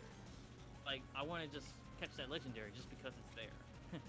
Be something different, because you usually don't get a legendary that early, but be kind of sweet because you'll get a random, just like Moltres. It would just randomly show up in a certain like condition of the weather. It'd be like, oh, I gotta get that. I don't care if I don't have an Ultra Ball. I can just throw a Pokeball because why not? Yeah. That would think be about the chances. clever. Think about the chances. Think about the chances you can throw in random legendaries in an open world game, because the open world is pretty much, it's wide open. I mean, you could do anything. I mean, you could literally have any higher level Pokemon, because there's no level caps on, like, okay, you're in an open area, so there's all the lower level ones, but when you go further in, it's like the higher level ones, and you get the legendaries. You can get them right away. Like, I think that idea is really cool. It'd be something different for this Pokemon game. I don't know if it ever happened in Legends Arceus, but It did not. didn't. You were restricted by specific abilities. You could not go to the volcanic island, and I'm saying this as harshly, was even though you can see it. Let's say that you can see it. Yeah, but Pokemon wouldn't appear until you were there, technically, due to how far away it was. But you can see it, and you can climb up high enough to possibly glide to it if you were playing The Legend of Zelda: Breath of the Wild. But you could not get to it until you got the Pokemon that you could ride in the water, which was Besky Legion. Oh my god, he's so cool looking. And So did you thought that Legends Arceus was going to be the fully open world Pokemon game? sadly, no, I did not expect it to be. I had a suspicion that it was not going to be full, but partial, as it was coming out as it was, right? But I was hoping that it was going to be complete open world, like the Breath of the Wild game. I think that was when they showed the trailers, demo. when they showed the trailers for Legends Arceus, I think, oh, here's an open world Pokemon game. Yeah, So when I first saw it, because I had was hoping that it'd be like Breath of the Wild entirely. Then again, it was in each section like Breath of the Wild. You didn't get your glider, I should say, the Braviary ride Pokemon, until the last ride, which was stupid. like, you get it late. Yeah, I had to say, yeah, he was the last one that you get. Yeah. You should get that like right away. Yeah, kind of like Breath of the Wild, where you get the paraglider almost right I away. I don't understand why you get paraglider that late in the game. That's pretty crazy. I mean, hopefully in Generation 9 they'll just make up for it and be like, here's a glider right away in the game. This is what I want in the Pokemon game, if it's going to be exactly like Breath of the Wild. As the example of, you have everything you need right then and there, and you can get to it right then and there, any given time. You can go to the Elite Four with the level 5 starter if you want, you know? You're going to get all the ride Pokemon at the beginning because, let's just say, quote-unquote, you're rich, and you already have everything besides your starter. You just turned of age to go out into the wild on your own. Because in the world of Pokemon, at the age of 10 makes you an adult, which is weird. Yeah, yeah. That's always been a mystery for a long time. But I don't care. I enjoy the game either way. This is honestly, oh, sorry, because we're going through so much in our mind because we are all very excited about this. Let me finish this, because this is going to be on go my ahead. mind. I want to, what you said, go to that legendary Pokemon as soon as I can, right? But the catch rate of it will not be likely for you to catch it until you get stronger. Your level of your Pokemon matters.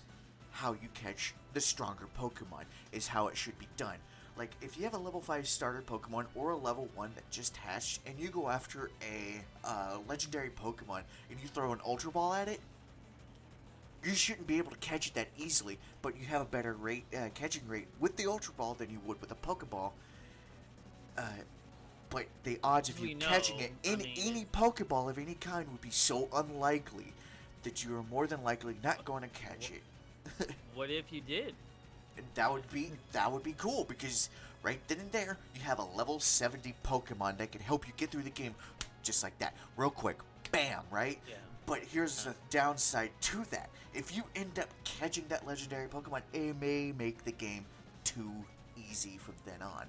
So, they may have a level cap to where the only way it can obey you is if you keep it with you and make it friendly towards you, even if you do not have the badge to make it obey you.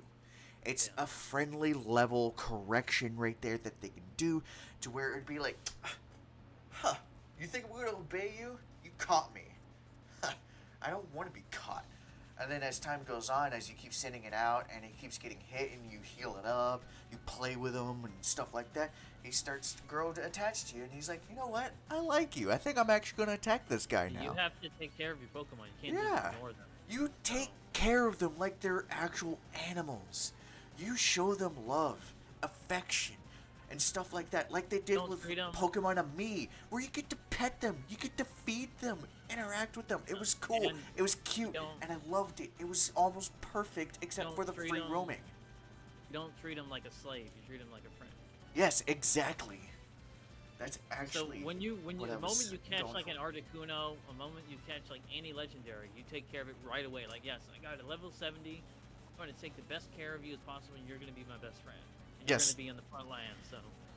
Exactly. Friendship level goes up faster when you have your Pokemon in the front, especially when you send them out. I mean, it's literally you won a jackpot right away in the game. I mean, hell, what are the chances of you catching a legendary? You never know. I mean, you could be having bad luck, and this is what's going to make the game fun, because you can play the game however you want. You can play it right away being with legendary Pokemons, or you can do it the long way and take your time getting there. Because you can play the game however you want. You don't have to play like those people play. So, I want to at least try it. I'm hoping it's true that you can go out there, because it is open world. There's no limitations. Look at Breath of the Wild. You can finish the game like the first 5 minutes. Yes, if you know how to play the game too. If you don't yeah. know how to play the game, you would get your ass handed to you in one fell swoop because you're like, what the hell? The final fight is actually a lot harder when you're not doing the other four. Yes, Other stuff and you're that's doing something with they the should Pokemon. implement into Pokemon. As of what I was using, the level system of your Pokemon as an example, which would be smart, because if you have a level 1 to 5 Pokemon, it should be extremely hard to catch the Pokemon that are higher leveled, from like level 20 or higher, right? You're in there and you're like, I'm ready to catch these Pokemon. I don't have any badges. I don't have any experience in the world. I'm going to catch this motherfucker. You end up catching him. He won't obey you until the friendship is better, or you're a certain part of the game kind of thing, right? Because you can box them right away. I want to ask you a question. I want to ask you something, like, when the moment you play this game, like, what legendary are you hoping to see? You were like, I want that legendary. I'm hoping to see something that's not just a psychic. I'm hoping for another dragon, but done right like they did with Rayquaza, or Rayquaza, however you pronounce his name. Yeah, Rayquaza, yeah.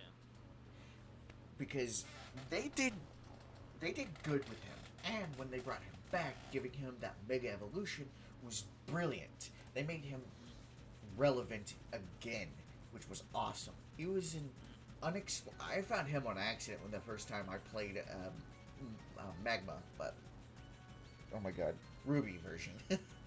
Yeah. I went through the tower and everything, and I go through, and I'm like, wait, what the hell is this? It's him. What?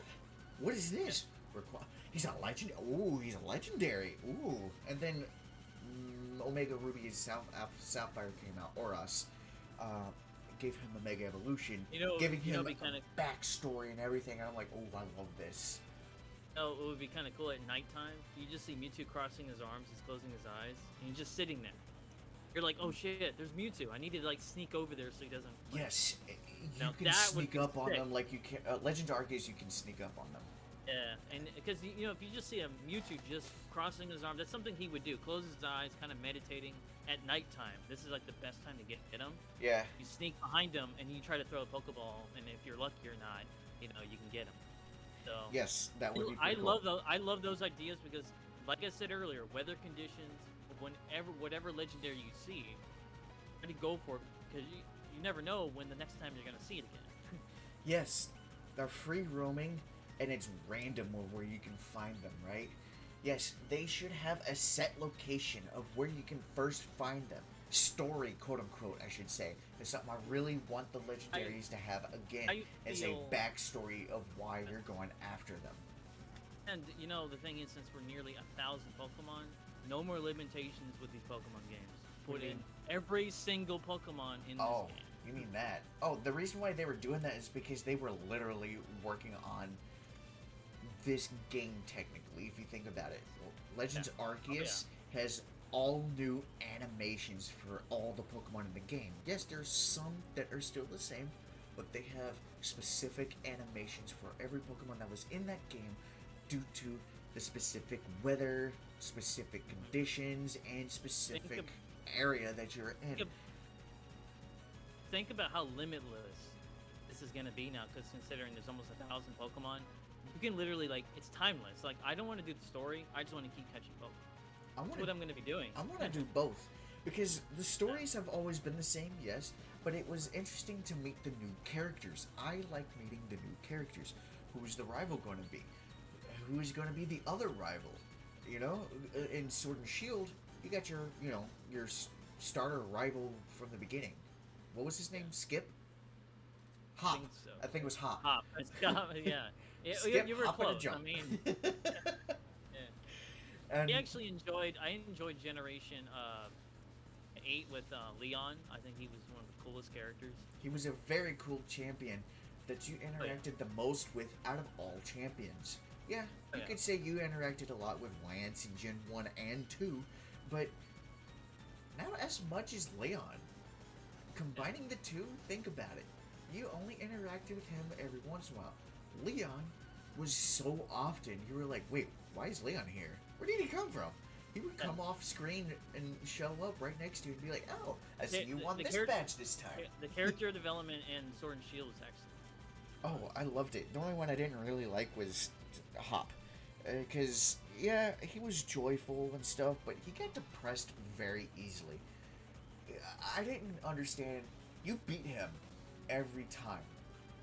Every time. He was fine. He, if anything, he saw it as like, I'm going to get stronger. He gets beaten by your second rival, Bede, and he gets all depressed and wants to, you know, technically be like, oh, kill myself. I'm like, what the hell? We beat you every time we fight. Why are you now all of a sudden like this? At least when Leon loses, he doesn't act depressed. He's like, oh no, congratulations. He was upset at first. He's like, I can't believe I lost, but yes, finally someone that beat me. Yeah. It's like his ego is like kind of like he's a nice guy. Oh, dude, I love the way Leon plays in the game. They did him pretty good. Because he's like, alright, you're the champ now? I'm going to take that title back, just you wait. And I'm like, ooh, a champion that comes back for revenge. Yeah. And plus you see him in the whole game. It's like you see him right away in the beginning. Yeah, you get to know him very well. Yeah. For anything, I saw him as my rival more. Yeah. And like, when you fight him, it's badass. Yeah, I have to say, his fights were a lot more fun than Hop's. I'm gonna call him Skip. But I feel with this generation though, I mean, I think the co-op is gonna be great too. That's that's the meat of the game, is when people are able to go the distance, just catch random Pokemon. But you have to be careful though, because what if they stole the legendary you wanted, right? Oh, that's an idea.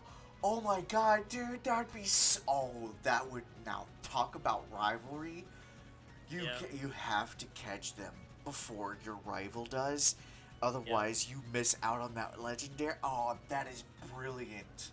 Why didn't I think of that? Oh, that would be so cool. Because when you go on co-op, because that's going to be the big part of the game, and you have, like, based on teams, they go out and they catch a Pokemon, but all of a sudden they catch the one you wanted to get. And you're like, oh, where's that legendary? Ha, I got it. See you later. Yeah, they come around the corner and be like, I caught it before you did. This is where the trolling of the game is really gonna come. Oh man, I really want another really good rival from the beginning. I don't care if he's nice. I really don't. If anything, I do like the friendship that you develop, but making them a little bit of an ass would be great. Like cockiness, kind of an ass. Gen 1 was perfect because he was extremely cocky, and you're like, fuck you. Fuck you. I don't like your attitude. I beat you, you still say that it was a luck? Oh, come on. Screw you. I want to beat you even harder next time. So I feel the idea of that is pretty great, where they can just steal Pokemon that you wanted. Then you're like, you're fucked. You're like, oh man, like I wanted to get that. And then you have another chance. You go to another area, and you're like, okay, I'm gonna try to get this one, but you forget you're online. People can just steal all your Pokemon. Yeah. I mean, I think that idea is really great. That absolutely can happen. If my prediction comes true with legendaries being there right from the get-go, which should be because it's open world. It's not like Legends of Arceus where it's limited. So Almost limited. It was still technically free roaming. It was limited due to you had to unlock the abilities. yeah. I don't. This That's one's something I don't this like. one this one's not gonna be.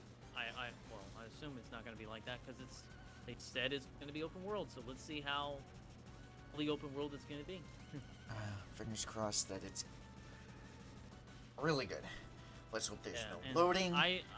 That yeah, they do it like the Breath of the Wild, where it loads in the distance as you're approaching it, kind of thing. Oh yeah, and I'm just happy that we finally got to this point in Pokemon games. It took way too long, It but really we did. finally It's like, got here. I mean, it's Here's something that I'm really hoping that will pop into the Legend of Arceus. What the fuck? And Scarlet and Violet.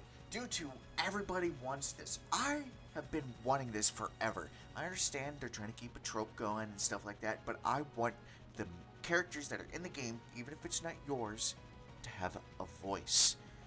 Text boxes still come up. Yeah, you can choose to have it on or off, but I want all the characters to have voice acting. Even yours. You can, like I said, turn it on and off. Whatever, right? Because they have that look at Breath of the Wild. Breath of the Wild had a voice acting. for the first time ever. At first, I Time didn't ever, like the yeah. British accent for Zelda. I kind of grew attached to it because I was like, well, if you think about it, royalty like that is usually the British that people think of. She could have had the British accent like the Queen did when she was young. Yeah. I'm sorry I was using that as the example. I know she passed away recently, but still, I see that as like, hey, I like that idea now that I'm thinking about it. Give the characters voices would be something everybody It would be wants. refreshing because it would show the yeah. Let me tell you a pun. It would actually have the evolution of these games. Yes.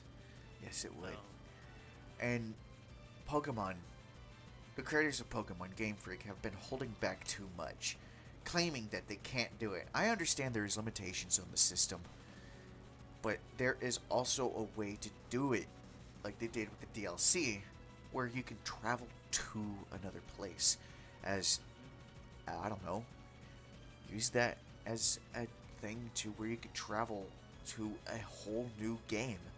Like, let's say you Oh. can, Gen 9 is just released and you finished it, and they released not an update, a DLC, because of course it's going to be a whole new game for $20 as DLC.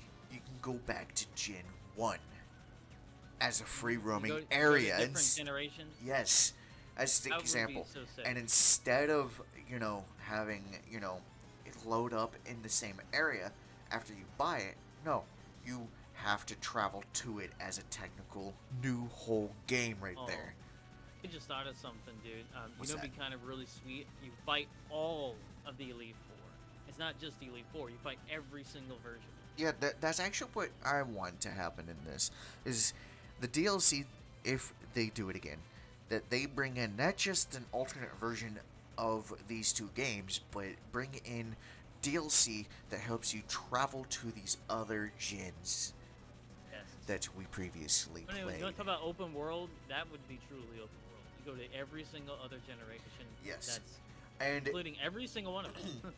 And here's the thing, due to where this gen is, Spain, Kalos region should be next to it.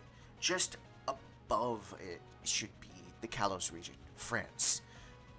And Feel you with the should be able to DLC. travel over to it. Of course, a loading screen has to happen. I have to say that has to happen. Because yeah, it's absolutely. uploading a whole new New area. giant map that's free roaming. And then they bring in all the stuff that they wanted to in X and Y into this version.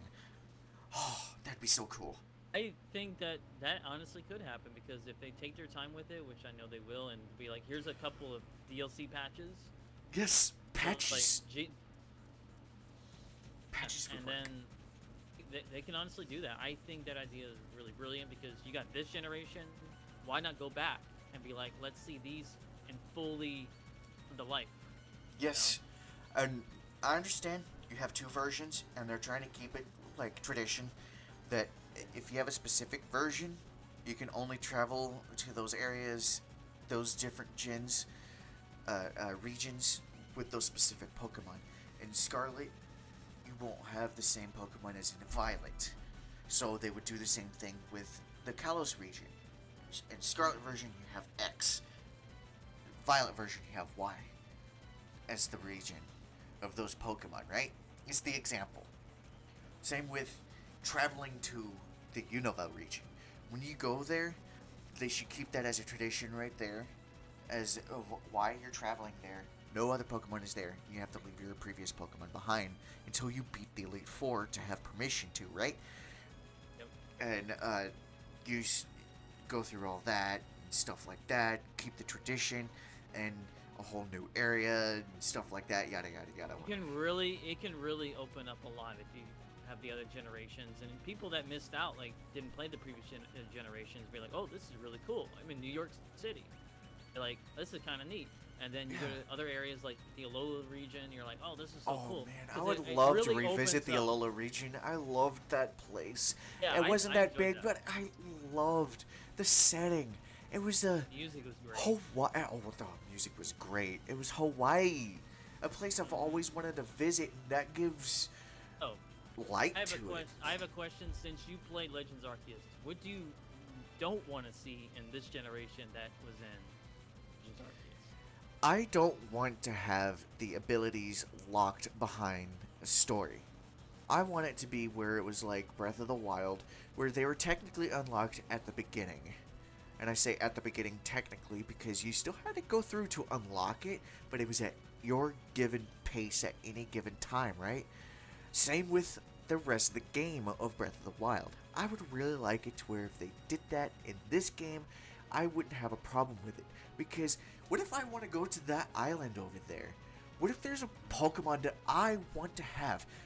Here's an example. The reason why I like starting off with the fire type, because fire types are always really hard to find at the beginning of the game. There is one game where there was a fire type at the beginning, and I can't remember which one it was. I think it was X and Y. That wasn't far away and further into the distance of the game and stuff like that. What if I ended up choosing Quaxley, like you, as my starter instead of Fuecoco? And I need a fire type because I'm about to go through the Elite Four. I'm about to go through a gym that Quaxley is weak to because he's water type, but fire type is strong against it. I would really like to go and catch of level, of course, fire type Pokemon somewhere, right? I don't care if it was something I'm looking for or not. I'm looking for the type. Slugma could be over there for all I care, right? And I forget that he's a Gen 2 Pokemon, not a Gen 3. Yeah. And Oh man. I would really like that to happen.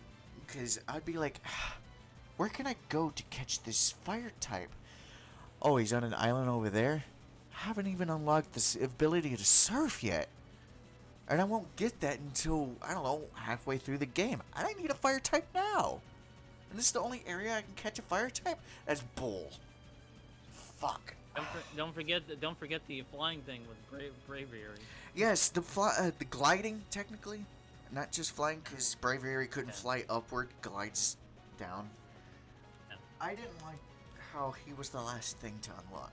What if that you can unlock the ability to fly to places, and you had to climb up to a high place just to glide to that area, right? Like in Breath of the Wild. I did that all the damn time. The climbing. The climbing, what they did in Legends Arceus was brilliant. They got a Pokemon to do it to where you can climb the wall in like 2 seconds, right?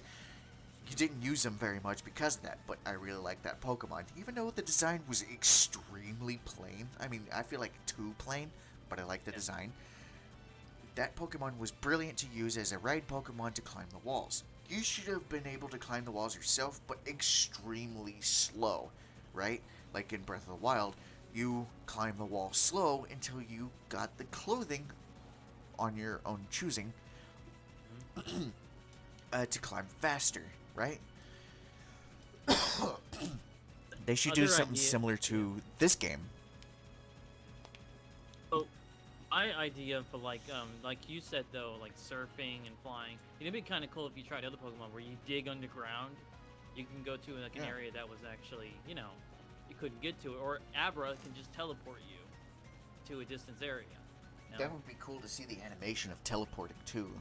Yeah. In 3D at least, because in the 2D games, you turn into like a line.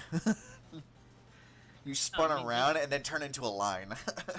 And then you get to like this other area that's blocked and use electric Pokemon. You could attach it together, or you could light up this do a puzzle. I like to see interesting puzzles in these open world, because any open world game that I play always usually has a puzzle in it. You Yeah. have to figure it out with Pokemon with their elements.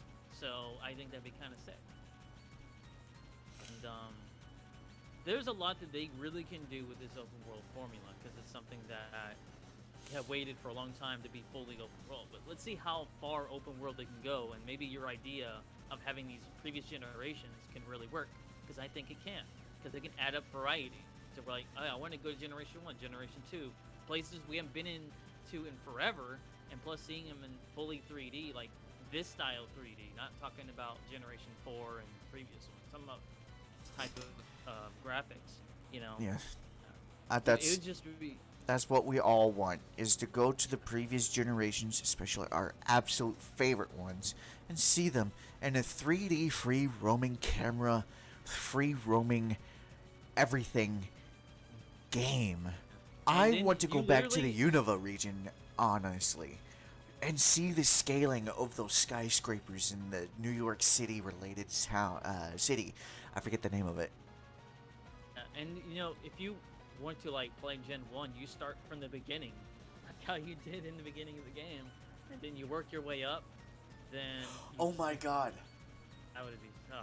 I just thought of this. I don't know if this is what you meant, but after all the DLC comes out, if they do it this way, I should say, you can, and you start over Scarlet and or Violet, you get to choose which generation you start off in. Just think about it. If they have all 10, what am I saying? All 8 other regions already bought and unlocked, and or unlocked, depending if they actually add it into the game to unlock it. Who knows? They have all previous generations in the game. And You you pick start the and choose game which over. You get to choose when and where to start. I think I shouldn't that say idea is when, really but great. where to start. You can be like, I'm Yeah, going yeah. to start in Gen 1 because that's where I started. And some Oh, people yeah. will be like, I'm going to start in Gen 4 because that's where I started. Right? I think you want to talk about generational of different people that tried these Pokemon games, that they can pick and choose which of the ones they're familiar with, like they grew up to. Yeah. Because that's what's so cool about it. We grew up with Generation 1. Some people today grew up with generations like 6 or 7, maybe Yes. 8. So I think that'd be kind of really awesome, because you want to talk about open world variety. That shit could really fucking work. Yeah. Oh, and just to let you know, the Legends Arceus game was not a child-friendly game. It was like teenage and up because it was dark. I'm going to say this, as even at the beginning of the game, you go into the town as a stranger. Nobody knows who the fuck you are and stuff like that, right? The leader of the town says, if you do not prove yourself to us, we're going to leave you outside of this town as technically a ban on you, and you're going to have to survive on your own. You live, you live. You die, you die. And I'm sitting there like, whoa, what? Ooh, I like that. Finally, Pokemon is getting dark, or darker. They're getting more realistic with that shit. They're like, because this is set in the past, they're like, alright, we're going to ban you from town if you don't show that you can carry your own weight. And you're probably going to die out there. We don't care. Because you're not going to bring anything into this town. We don't need you. And I'm like, Ouch! But wow. Okay. I like that. It's like you have a random NPC, you're gonna die in the field. They actually said But vaguely that you're gonna die. They didn't specifically say the words die. They said survive.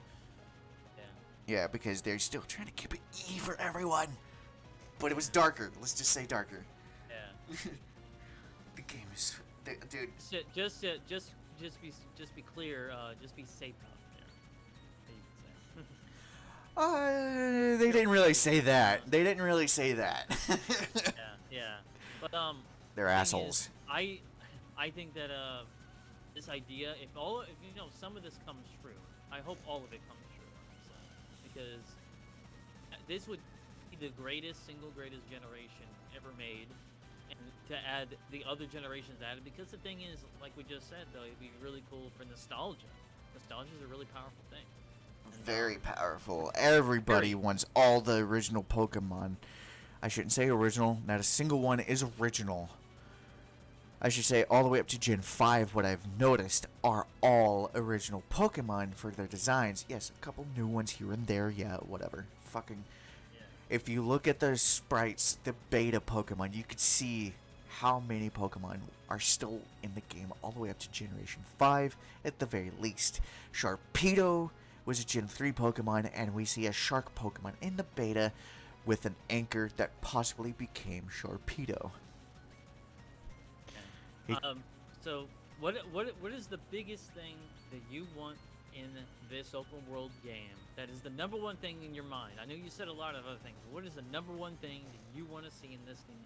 I want to see, like, I keep doing this as an example because Legend of Zelda, I love that series. They have hidden areas where that wall doesn't look breakable, but I'm gonna put a bomb here because there was a spot in the other dungeon that had a hole right here, so I'm gonna put a bomb right here.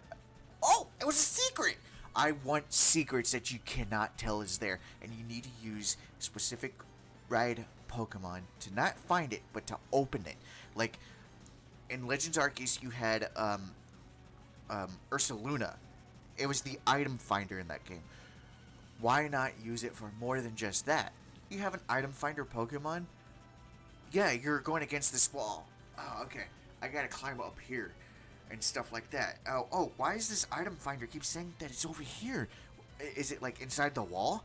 You get your right Pokemon to not just be like randomly hit walls and stuff to see if there's a breakable wall, but it finds it because the item finder Pokemon finds it, kind of thing.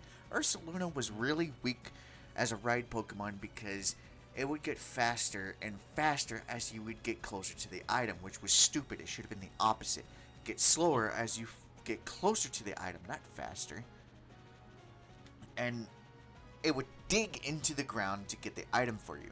It should punch a wall if it's in the wall to find a hole that reveals a secret to not just to find the item, but a Pokemon too that cannot be found in the open world, and you did not know it was there until you had that Pokemon, the item finder, or that Pokemon. You know, that would be awesome. I want hidden places with or without the Pokemon. We didn't mention this for some reason. We didn't mention it. Shiny Pokemon. Oh, I don't really care much about that, because we already know that's going to happen.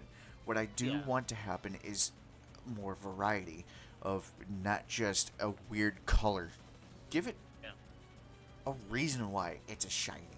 Like, plus, why are these Pokemon shiny? Is it just a rare genetic thing? Give a story behind it. That's what I would like to have. I'd like to see Shadow Pokemon. Everybody wants to see that to come back since the Gale of Darkness and but I mean, it would be kind of cool because of the whatever it's weather called. conditions. It can be like nighttime there's a Shadow Pokemon and daytime there's a Shiny Pokemon. It has like kind of differences to it. Oh, they already technically do that with the Pokemon as it is. In Legends Arceus, you're able to find these shiny Pokemon a lot easier. I ended up finding the entire Zubat line as shiny Pokemon before I found any other shiny Pokemon. I literally got a shiny Zubat, a shiny Golbat, and a shiny Crobat in Legends Arceus before any other shiny Pokemon.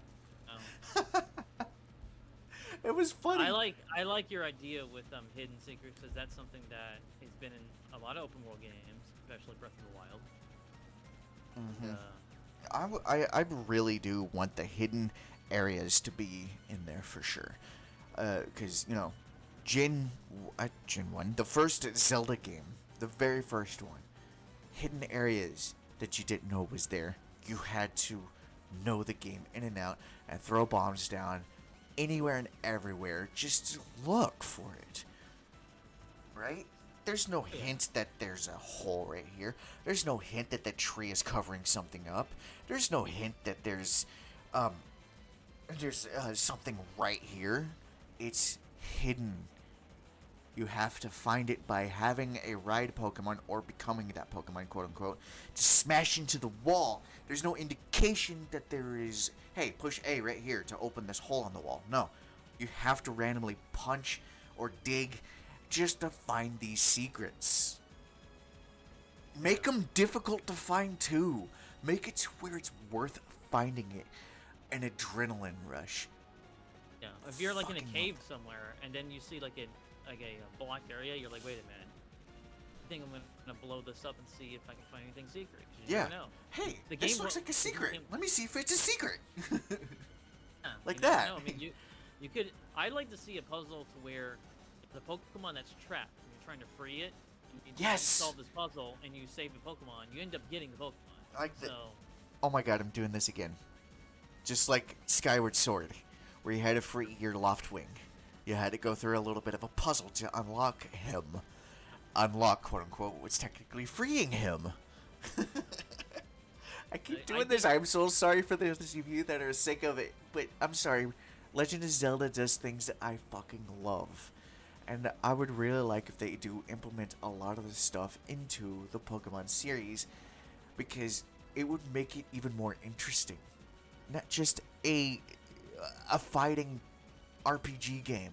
They put more details into it to where it's what we want. I hope they bring Dive back. I want Dive to come back. Diving underwater was fun in the other but games. I just really thought hope of they this. add that implement in the game where you can go underwater and you find actual rare Pokemon underwater. Yes. I And, would love man. that. Just the idea of the fact that like we just said that we're almost 1,000 Pokemon. Can you imagine how many Pokemon are out there? Dude, if they Different- don't make it to 1,000, like I said, I wouldn't be just disappointed, but I would expect it at the same time, because they're saving the Yeah. 1,000th Pokemon for Gen 10, as, who knows, maybe Gen 10 is going to be the complete reboot of the entire series using this free roaming method. Yeah. They start 'Cause over. after Gen 9, I don't know where they go from. Nobody does, No. but we already But know that no- they're going to continue on. It makes too much Oh, money yeah. for them to stop. Yeah. It is literally It's the Disney the of Juggernaut. the Juggernaut. Yeah, Juggernaut. it is the Triforce of Power. I'm using Zelda again. What the fuck? Zelda is Triforce of wisdom, due to they know what they're doing and they know what fans want, and Mario is the Triforce of courage, because they just stick to the same formula over and over again. Pokemon is I feel like- finally going all out with their power. Finally. Game Freak is going all out with their power. Yes, actually, I found out that Sword and Shield was technically not all Game Freak's doing. It was, a second company working on it too, as they were doing with what's that game called? The remakes of Gen 4, the shittiest remakes of all the remakes. Nothing literally new to the game. It's just a reskin of the originals. I was even disappointed in it, and I have one. Yeah. I expected the played- Dynamax Pokemon to be in there and stuff, right? No, they didn't bring Yeah. it in. They did not implement anything into it. It's literally a better graphics of a Gen 4. Legends Arceus was hoping- the better remake, technically. Hoping Gen 5 will actually be better than what Gen 4 did. Dude, if they do that again, I'm literally going to flip a table.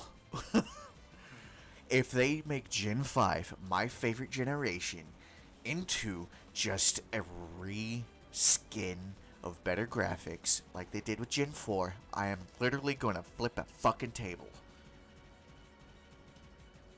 You're gonna gang freak out. Gen 5 is my legit favorite, and I know that Gen 4 was a ton of people's favorite, but guess what? Gen 4 is not that much different from Gen 6, 7, and 8. I don't know why people don't see that. I don't like Gen 4. It is my least favorite because it is just, well, to be honest, it's just evolutions of Pokemon we didn't need. Electabuzz, Magmar, no, we didn't need that. They were already strong enough. Give them Mega Evolutions would have been clever. Nope. Let's give them evolutions. People wanted evolutions for Heracross and stuff, right? No, we get a Mega Evolution for Heracross, which was awesome. Honestly, I think we need a pre-evolution of Heracross. I feel like Gen 1 is always going to be my favorite. I mean, that's... Gen 1 is going to be my all-time favorite because nostalgic beginning reasons. My first take on the adventure of the world of Pokemon before the shows came out, and I think the shows were out, but I never watched them until I was done with Gen 1. I literally played Red and Blue before I even watched the show if it was out. Yeah, you know, a lot of people forget though that Pokemon started as a video game series, not as an anime. Yes, that's true. But the anime came to America first before the games did. We're on the same, like, I remember the games came out in 95, but we didn't get it till like 97 or something like I that. think it was 96 to be honest. I can't remember. Yeah. It's but, been so long ago. Yeah, I would Google it to find out, but I don't want to. I guess to end it off. I really don't know. Like, I mean, we said all the major stuff. I actually have a couple of things. You know Rotom, right? Yeah. Yeah, that Pokemon needs to be explained. Give him more forms too that you can use in battle. Not just the 5 or 6 that you already have. He has other forms that we see in other games, but we can't use. Give it to us. The one that he's able to be a camera, make him a flying type, electric flying. I don't know, fuck.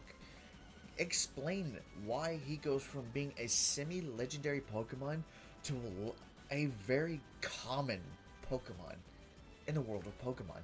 Was it because in Gen 4 he was just extremely rare in that region and he's very common everywhere else? Is it because that when we found him that one time he ended up splitting up into multiple pieces and they became extremely common? Who knows? Give a story about him. Maybe Rotom's true form is Chelsea. What the fuck? There's a Pokemon for you. That would be hilarious. And that caught me completely off guard. I was thinking about, like, oh, Chelsea, remember the whole, like... It's a Pokemon! Oh, I'm Chelsea. He's a Chaozu. My name is Chaozu. Oh my god. I wanted to bring that out, but just to surprise you, that's why I did. That seriously caught me off guard. It took me a sec too. I was like, wait, what is that? Oh! There's also... I would really like that if they do bring in the Pokemon, legendary Pokemon, as DLC, give them stories. Instead of just, hey, give this Pokemon to you. Because he's a code. Give us the code to unlock him. And we have to go through a story to catch it. Give us backstory of that Pokemon, right? I like want the Reggies. that. The Reggies Yes, give you story. they always have a backstory to unlock them. They always have. When they started giving out Pokemon by code, I understood that, hey, we don't want to give these guys backstory too much. You already know it, yada yada yada, because they're previous Pokemon, right? Mewtwo was given to us in Gen 5 for free if you got the code. I ended up getting and losing sometime What Go. if you had a legendary that a lot Or of people, Mewtwo. you know, for like newer generations didn't know those Pokemons because obviously us we know a lot about them. That's why But what are these they new would bring people? into as the DLC packs of previous generations that you can go and visit for that specific reason, not just for the legendary, but for the going through the region once again. Mhm. That'd be a fun thing to do. And plus, you get to see the world of Pokemon with all 1,000 Pokemon as you travel through it. But yes, I could see this happening to where you're not going to see very many variety of different gens in all the generations. You go to Gen 1, you're going to see more of Gen 1 Pokemon.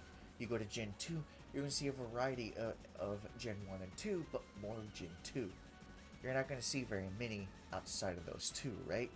If you do, Gen 3, Gen 4, 5, 6, 7, 8. Gen 5, I can understand. No new Pokemon. They have a thing to where they have it locked off.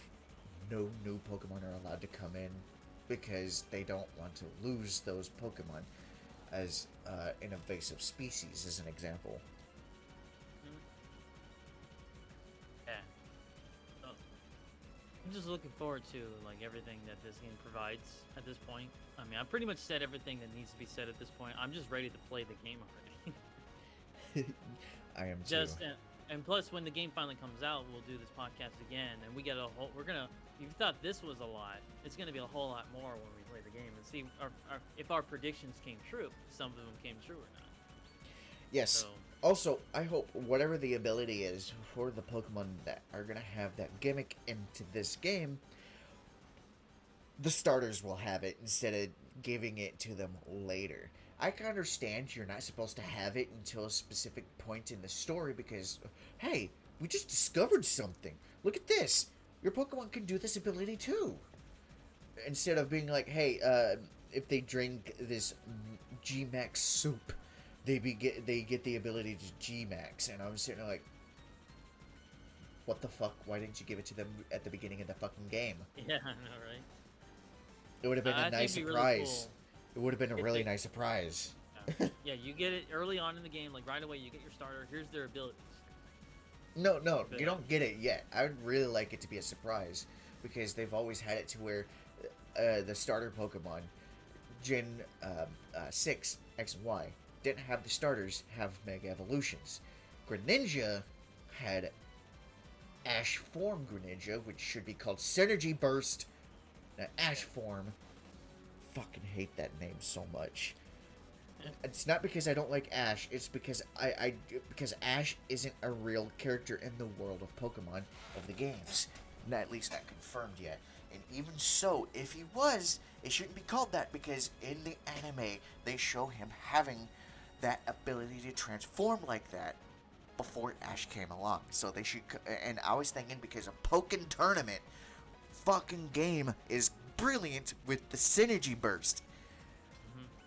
Use that! Use that name! Synergy Burst is clever! I looked up the definition of synergy. It's exactly what happens with Mega Evolution and Gigantamaxing, or Dynamaxing.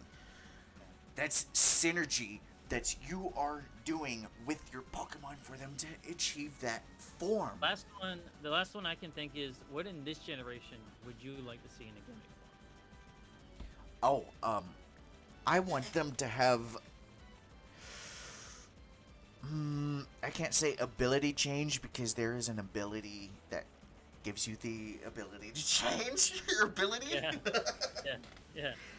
I would say an ability to change your typing. That'd be pretty cool. That doesn't require a hold item like Arceus, because Arceus is supposed to be the god of all Pokemon. You should be able to change at will. If your Pokemon turned tiny instead of being Gigantamax. And they're Wait, tiny. I don't want that. I have Yeah. a horrible experience in Gen 1 with that minimizing attack. Fuck Yeah. that move. I hate it. I never used that move either, so. No, it was used against me. I didn't know what minimize was. I didn't know what the hell it meant.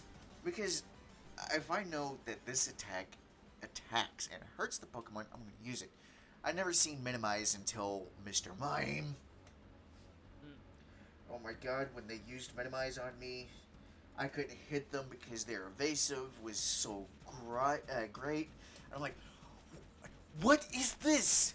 Why do you keep using minimize? Why? You are pissing me off. Why? Stop. Let me hit you. I want my badge. Yeah, I always get annoyed when the computer constantly does this evasion over and over and over and over and over again. Especially Like, when they use a move that helps it better. no. You use like all these annoying abilities. You're trying to do an attack. Oh, you miss. Oh, he's underground. He missed again. It's like, oh my god. Oh, he's in the air now. You can't hit him now. Yeah. I mean, it's been like that since Gen 1. They always do that shit. You think it's easy, but you gotta think when you actually fight these computers because they control the hell out of you. And, yeah, it's just... I think, already Gigantamax, so I was excited about the Dynamax and Gigantamax. I like the alternate forms on specific Pokemon. Yeah. I was disappointed in where the trainers were. I really hated how the Pokemon was behind you. Yeah. Because that means you're dead the second they smash you. Step on. Yeah, I'm just curious to see what type of think they're gonna do in this. Okay, here's really something else I want to talk about. I accidentally checked off on my list to talk about of this game is the scaling of the Pokemon because it's free roaming. We did get to see Wailord in Legends Arceus. No, I'm sorry, wrong game. Sword and Shield DLC, the Isle of Armor. We saw Wailord way in the back, and he was gigantic, bigger than I thought he was going to be. Right? Yeah. Oh yeah. But when you caught him and you sent him out into the game, he was tiny. He was smaller than you. And you're like, how did this giant ass creature that I was as big as his eyeball ends up being smaller than me? I want if they, do the scaling right, if not, have a slight difference, but still gigantic Wailord, a tiny one, to where if you send out that Pokemon, you Gigantamax them, you Dynamax them, if it's in the game, that you get to see this giant scale, and you're as big as their toenail, and you're like, I'm gonna move over here so that way your attack doesn't kill me. Because in Legends Arceus, if you are in the path of their attacks, you get hurt. Or you get knocked over, but not hurt. But if you're free roaming and you're outside of battle and you get hit by their attack, it would hurt. You got attacked too many times, you get knocked out and lose items. And money, I think? Which was smart. Gives you the reason to not get hit. Bring that back on a much bigger scale. And even during battles, if your trainer gets hit, even by a really strong move, it should hurt a lot. If they're Gigantamaxed or Dynamaxed, it should be a one-hit KO. And it should be given a warning in the game at the beginning, hey, try to stay out of the way of the Pokemon during battle. It will hurt and you will get knocked out. You fucking die. Stop. Just stay out of the way. I think another idea that I forgot to mention is when you're in the open world area, there'll be a sandstorm, but also quicksand will be involved. I want that too. Then you have a snowstorm, and then all of a sudden you're moving really slow, and you have to use a certain Pokemon to get through. Then a volcano area, it's really hot. All of a sudden your Pokemon start sweating, and then like conditions of that happen. Survival. It sounds like a survival from Minecraft or Legend of Zelda, where you have to put on specific armor to get through those. And then there's like tall mountains or whatever, and then just any landscape that you see, like if there's like an ocean or whatever, you want to surf over there, and your character gets wet, like say your Pokemon gets wet, all of a sudden you have an electric Pokemon, you need to be careful, then you can get electrocuted. Yeah. They use an electric attack against a Pokemon that's in the water. The water's conductive. You either need to be far away from that attack, or you need to have a rubber suit on to prevent prevent yourself from getting hurt. And the Pokemon that you're riding, if you're riding it, need to be away from it too. So if you're on a ride Pokemon and you have a rubber suit so you don't get hurt, the Pokemon can still get hurt, and if they get hit by it, you fall into the water and you're going to go, I'm drowning. I think another one, when you go into the air and you fly around, you see actual flying Pokemon. You actually try to catch the Pokemon while you're in the air. Actually, they had that in Legends Arceus. Not able to catch the Pokemon while you're in the air, but they're in the air and you can throw a Pokeball at them. I think it'd be kind of cool. You're in the air and you're doing like air ride. Yeah, right? I actually would like that, because the only ride Pokemon in Legends Arceus that you're able to throw Pokeballs out of was the surfing one, Basculegion. Which makes sense because, well, how else would you catch the water types? You wouldn't. You would have to swim out there and be like, I'm trying to Pokemon go. Did I catch it? And I would. Everybody wanted this. That at least be able to throw Pokeballs off of the right Pokemon that you got in the game, but it was only Basculegion. I thought it was a thing that you wouldn't be told how to do until later in the game. Turns out, no, that's not true. It's only on Basculegion. I think the other thing we keep forgetting is customizations of the characters. Oh, we already know that's going to be in the game. Well, yeah, we all know that, but I mean, I want to know, like, I want a little bit more customization. I want more variety on the hair. I feel like the hair has always been underdone in the games. I would like to have both male and female to have the same hairstyles, because nobody fucking cares if you're male or female, right? I like to choose the female because not just because they have better hairstyles that I like, but also because they have short hairstyles too that can make you look like a dude. The only difference is that they have a slightly bigger chest than the male. Whoop-de-fucking-do. Just think of it as muscle when you look like a dude. Legends Arceus was the only one where the main character had a flat chest on both male and female.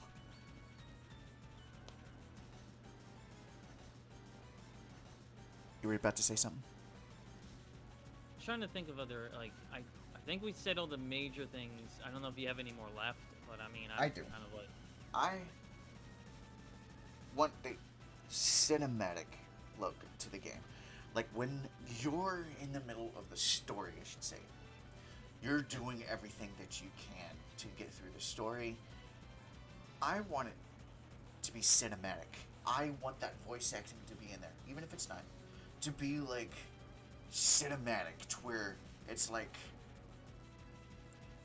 I'm going into the Elite Four for the first time. They did pretty good when you were walking into the stadium for the first time in Sword and Shield.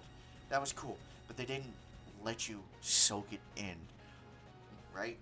You walked in, you see your character, you go, oh, this is so cool, and that was it, right?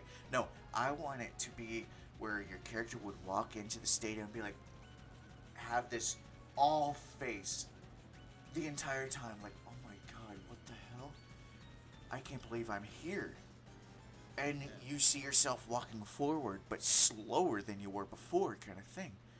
And like, the camera zooms in on your face, zooms out, it looks at the scaling all around you as it zooms away from your character to look at the scaling you versus the field. You get to see the other trainers on the field, and stuff like that. Even when you go into the stadium again, it does that sense of scale. But this time, not only is it a different animation for your character, because it's not his first time anymore, it's the second time you're there and you're still in awe with like, oh my god, it looks so different.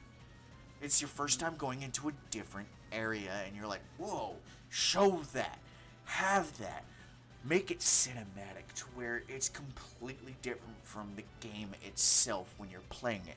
Have it to where it's like going from robotic movement, from being in the gameplay world, to free movement of your arms and limbs and face and head if needed when you're doing it. Like like a cutscene that's supposed to be there. Like, show something that makes it amazing. Like a movie. Like you're watching a movie.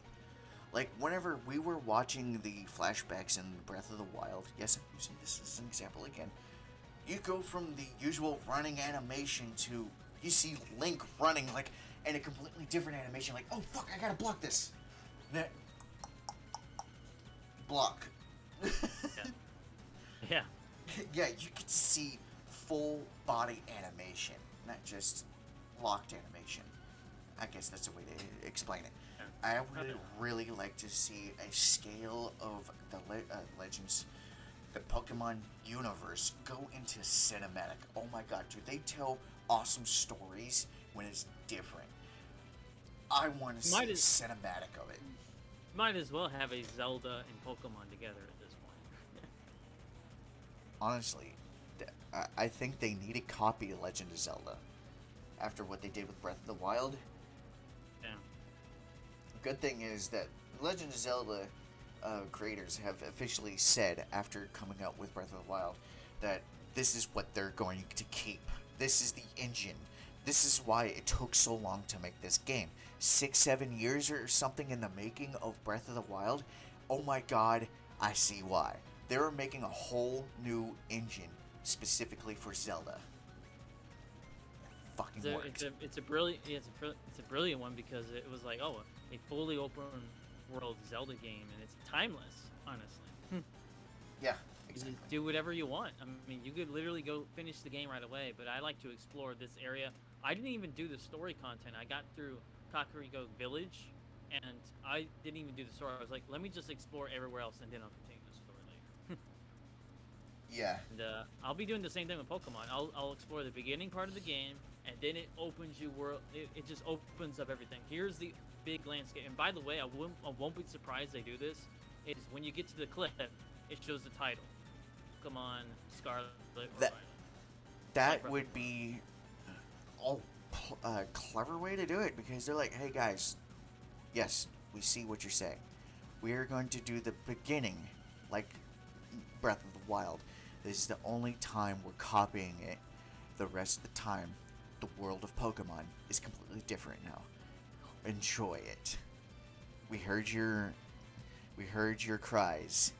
Then all of a sudden you turn to your left, you just see a legendary. Oh, I'm gonna go over there and get that. Ah! Yeah. It's a legendary! Is it a legendary? Or is it one of the common ones? I don't know. I've been spoiled free. And then there's a Caterpie. Oh, you really want to catch me? Oh, isn't that Caterpie cute? And he spits on you with his jizz. Yeah. You're The like, first thing you would see is it would be the first thing you would see it would be a Caterpie or a Rattata. Yeah, I would really like it if they did have the status effects that they have with Pokemon on U2. Like, they had a little bit of it in Legends Arceus, but the thing was, basically, you just couldn't throw Pokeballs. Whenever you got poisoned, paralyzed, knocked over, and stuff like that. Make it to where you slow down. Make it to where you can't do a specific thing when you're paralyzed. You know, Make it to I where if always you're thought- actually burnt, that you actually are slowly dying, and you have to get somewhere, water, to cool off and to heal. And stuff like that. Make it to where you don't instantly heal. Make it to where you have to have items specifically for yourself, so you won't die in the middle of that would roaming. be there's something interesting that hasn't happened in Pokemon, not that I know of, is stealing other Pokemon trainers. They're not gonna do that. They're definitely That not would gonna be do that. crazy. I That'd will be be genuinely surprised if they bring that in. Yes, they technically did bring that in with the GameCube games, but that was stealing them from the evil team. That was the only thing. Yeah. But it would be absolutely crazy. Like, they get a really rare Pokemon, and then you face them, and you can actually catch their Pokemon. Honestly, I would really like that. You get to choose your mortals. Do you want to be good, or do you want to be evil? Is this the only time you're going to steal somebody's Pokemon because this is the only Pokemon that you can find? Excuse me. Because this is the only trainer that has this Pokemon, because it's not in either game, I might as well try to catch it. instead of like trading it, you're like, I'm gonna steal your Pokemon. Let's Yeah, fight. but you have to And have then the you want specific to talk. device, You of want to talk course. about. You want to talk about stakes. That's stakes in a whole new level. Yeah, you have to have a specific device in order to catch it. Implementing the GameCube game's catching arm device thing, bringing it in, would be a really cool idea. It's gotten extremely popular, and it's an underground Pokemon catching thing, and the police, I should say, should be the only ones that should have it legally because, hey, this Pokemon's getting abused and this person won't release it. We have to catch it. We have to take it. Evil teams, of course, will have it too, using it for evil reasons. Oh my god, speaking of the evil team, the last two evil teams were terrible. Team Skull, I thought was a joke. Until Team Yell came along. Oh yeah. Team Yell wasn't even evil, they were just annoying. But, yeah, we're gonna make Marty win, yeah, we're your way.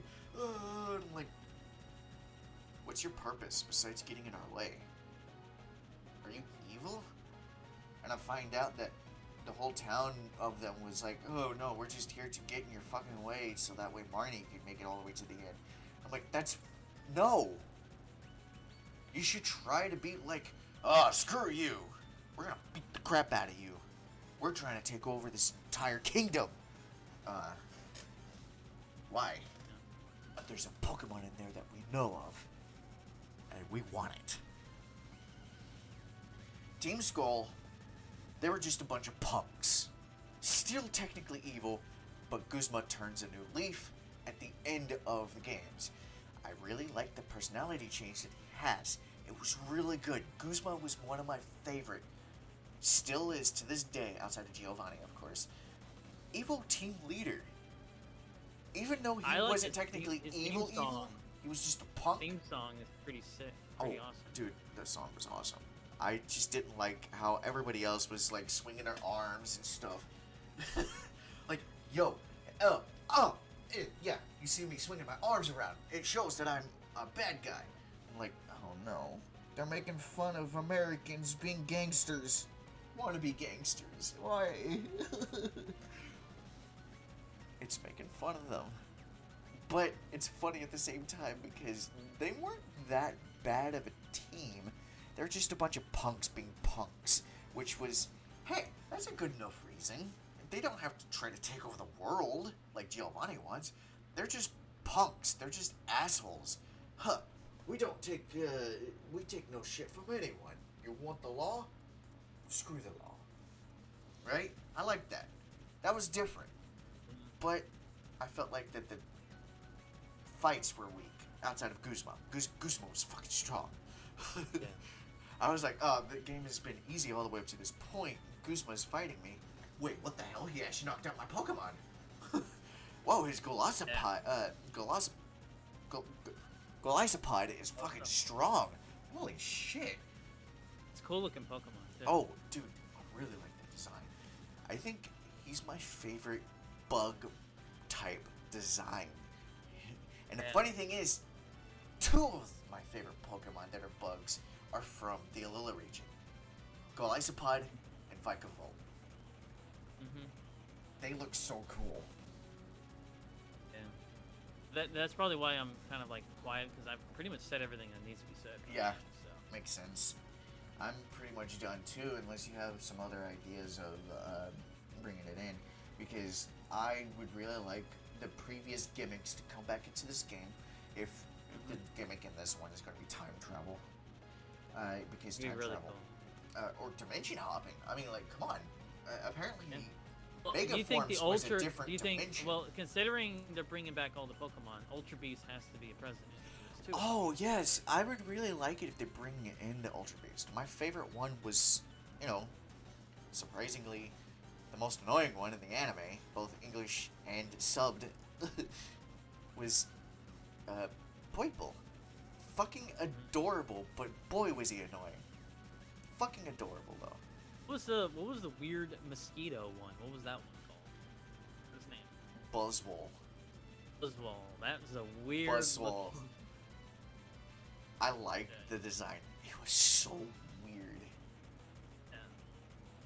It was so Yeah, the weird Ultra. that it worked. He was a Yeah. buffed up mosquito. He's like, Yeah. you like these muscles? Well, guess what? They're nothing compared to me sucking your blood. Finally, we get a mosquito Pokemon. It's on steroids. On steroids.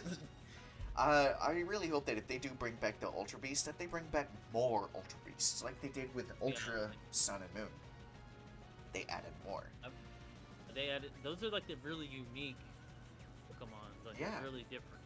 I liked how different they were. Stakataka was the most weird one to me because That was so I was weird. like, Yeah, so he is so weird. But it turns out that he's a thing that Japan uses. A wall with eyes, technically a personality, is always going to be in your way kind of thing. I like that idea. Mm-hmm. And Stakataka is taking that personality. I Yeah. don't want more. Yeah, the Ultra Beasts need to be present. I mean, considering this is open world, it'd be really cool to see like just a rift just you get comes to, apart. yeah, you get to see them come through it. And they come through Yeah. it and they run off and you're like, wait! Let me catch you! That's like you get a legendary and you're like, oh, that's a super legendary. I want that. Yeah, and here's the thing that they should do too, is they do come through the wormhole. Wormhole, right? I forget what they called it. They come through it into our world, but they also leave through a different one too. And they don't come back until who knows when. It's random. That random encounter should be in there, but physically seeing them with the scale of the Pokemon. Yeah, like if you see him at distance, they troll you. You see like Yeah. a random one, it'll be like he'll disappear. Be Yeah. like, oh man, what was that? Specific ones should never come through. You have to go to them. Like Guzzlord. He was devouring a dimension to himself. And I'm sitting here thinking, they did that in Ultra Sun and Moon. Or let's just say Sun and Moon, because I can't remember which version it was in. He was devouring a dimension. It was dying. And you had to catch him to stop it, right? They should bring that back to where Guzzlord was doing that in that universe. But you bring him back into yours through the wormhole. It's wormhole, right? I'm about to... I really like the idea of the wormhole. I really do. But I forget what it's called. Give me a sec. Hopefully no spoilers. Pokemon Ultra Beast Worm.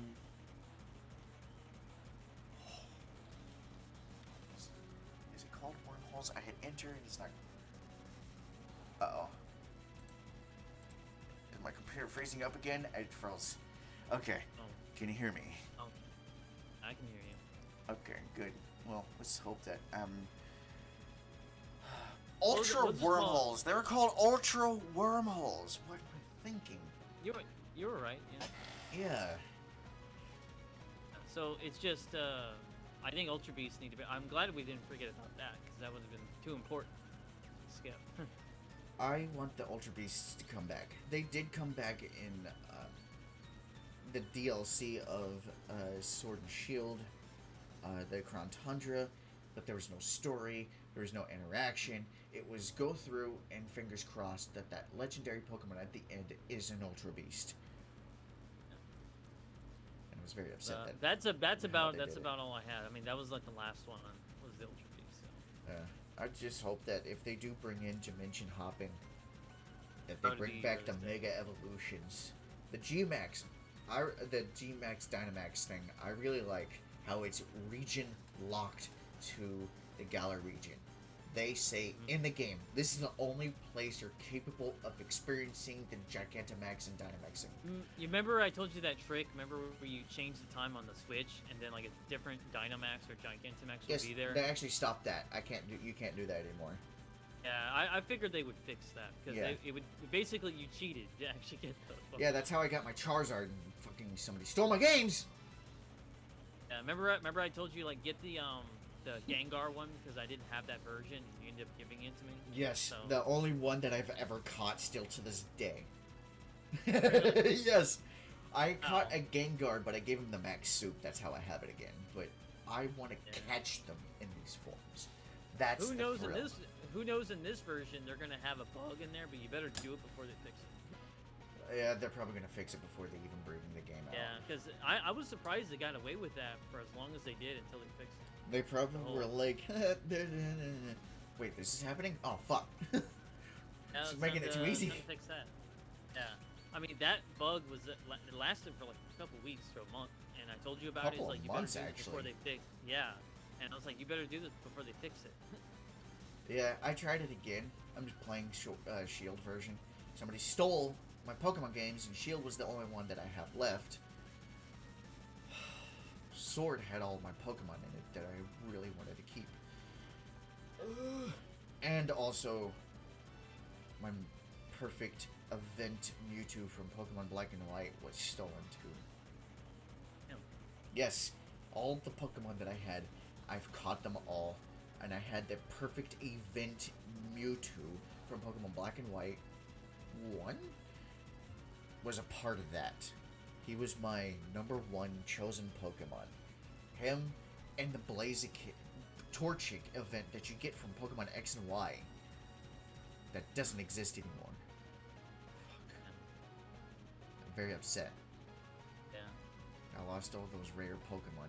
Extremely rare Pokemon. Have the Pokemon home just to save those Pokemon.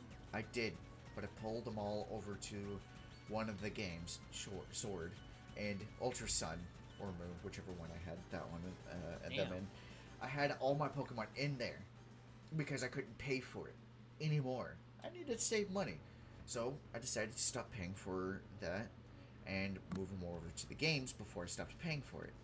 Shortly after I did that, while I was living on the opposite side of Houston, somebody I thought was a friend ended up stealing my stuff. And refuses to admit that he stole it. This has happened with Chris. Remember, he had Pokemon cards and someone stole it because he forgot to lock the door. This was like a What long the time ago. fuck? Yeah, like he had legendaries, like not just legendary, but he had a bunch of hollows, like a really great cards for Generation 2. Yeah. And all of his cards got stolen. It's like, dude, that fucking sucks. I was, I should say, we were tricked. Because I thought he was still a friend. They thought he was still a friend. Because I was living with different people at the time. And I was about to move into a new place completely on my own, right? And during this time, while I was gone, I asked them to hold on to my stuff. I'll pay them whatever as soon as I get my new place for holding on to it, like a storage unit. They said, sure, we'll do that, but they would come up with the price in total for when I come back for my stuff. Because I'll have my new place, they tell me what the price is, I take my stuff, I give them the money slowly if I can't do it all in one go, and stuff like that. During that time, that guy comes up, like he knew this was happening, comes up and says, hey, I'm here to pick up this guy's stuff, I'm giving it to him, or something like that. I'm taking it over to his place, yada, whatever. This is while I was in the homeless shelter, by the way, looking for a new place. Because I had the money, I just didn't have a place yet, because, you know, shitty backgrounds. And he stole all of my stuff. Literally, my drawings, everything. Pokemon games, all my physical games that I had a fat collection of, big enough to fill up a whole wall on its own, comes in to just to pick it up, claiming that he's taking it to me when he was in reality keeping it for himself, refuses to give it back or admit that he took it, and the people that were there refused to give me the footage of this guy doing this because they were afraid they were going to get pinned for letting him do this. I said, no, you just have to give the footage. By law, you just have to give the footage. You had nothing to do with it. It's just him. We were all tricked. Because I did not give him the permission to do that. And stuff like that. It's just crazy that you know, they see a certain thing and you're like, oh, I'm gonna keep it. I'm never gonna tell them about it. Ha ha ha. And you're like, I was like, what the fuck, dude? I was You worked so hard. You literally worked so hard for all of that, and it was all taken away. all of my amiibos were stolen too. Even the gold one that you gave to me for my birthday or Christmas. Oh, really? Yes, I didn't I'm know. really upset about that one because that was unopened, and I want that damn golden Mario back. Because you gave it to me. Did I gave you? I mean, you had a lot of amiibos too. I had a ton. The only one I didn't have was the golden one, and silver, technically. I didn't want the silver one because it was the same thing as the golden one, but silver. I wanted the golden one for such a long time, but he was so goddamn rare. You had 3 of him. Yeah, I mean, You I was gave like one of him- the first people to have 3. I gave one to my cousin, I gave one to you, and I had one for myself. Yes. And I was so surprised you gave me the gold Mario that I was like, I didn't know what to say.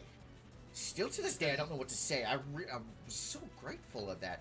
Like, I can't believe you're giving up such a rare toy.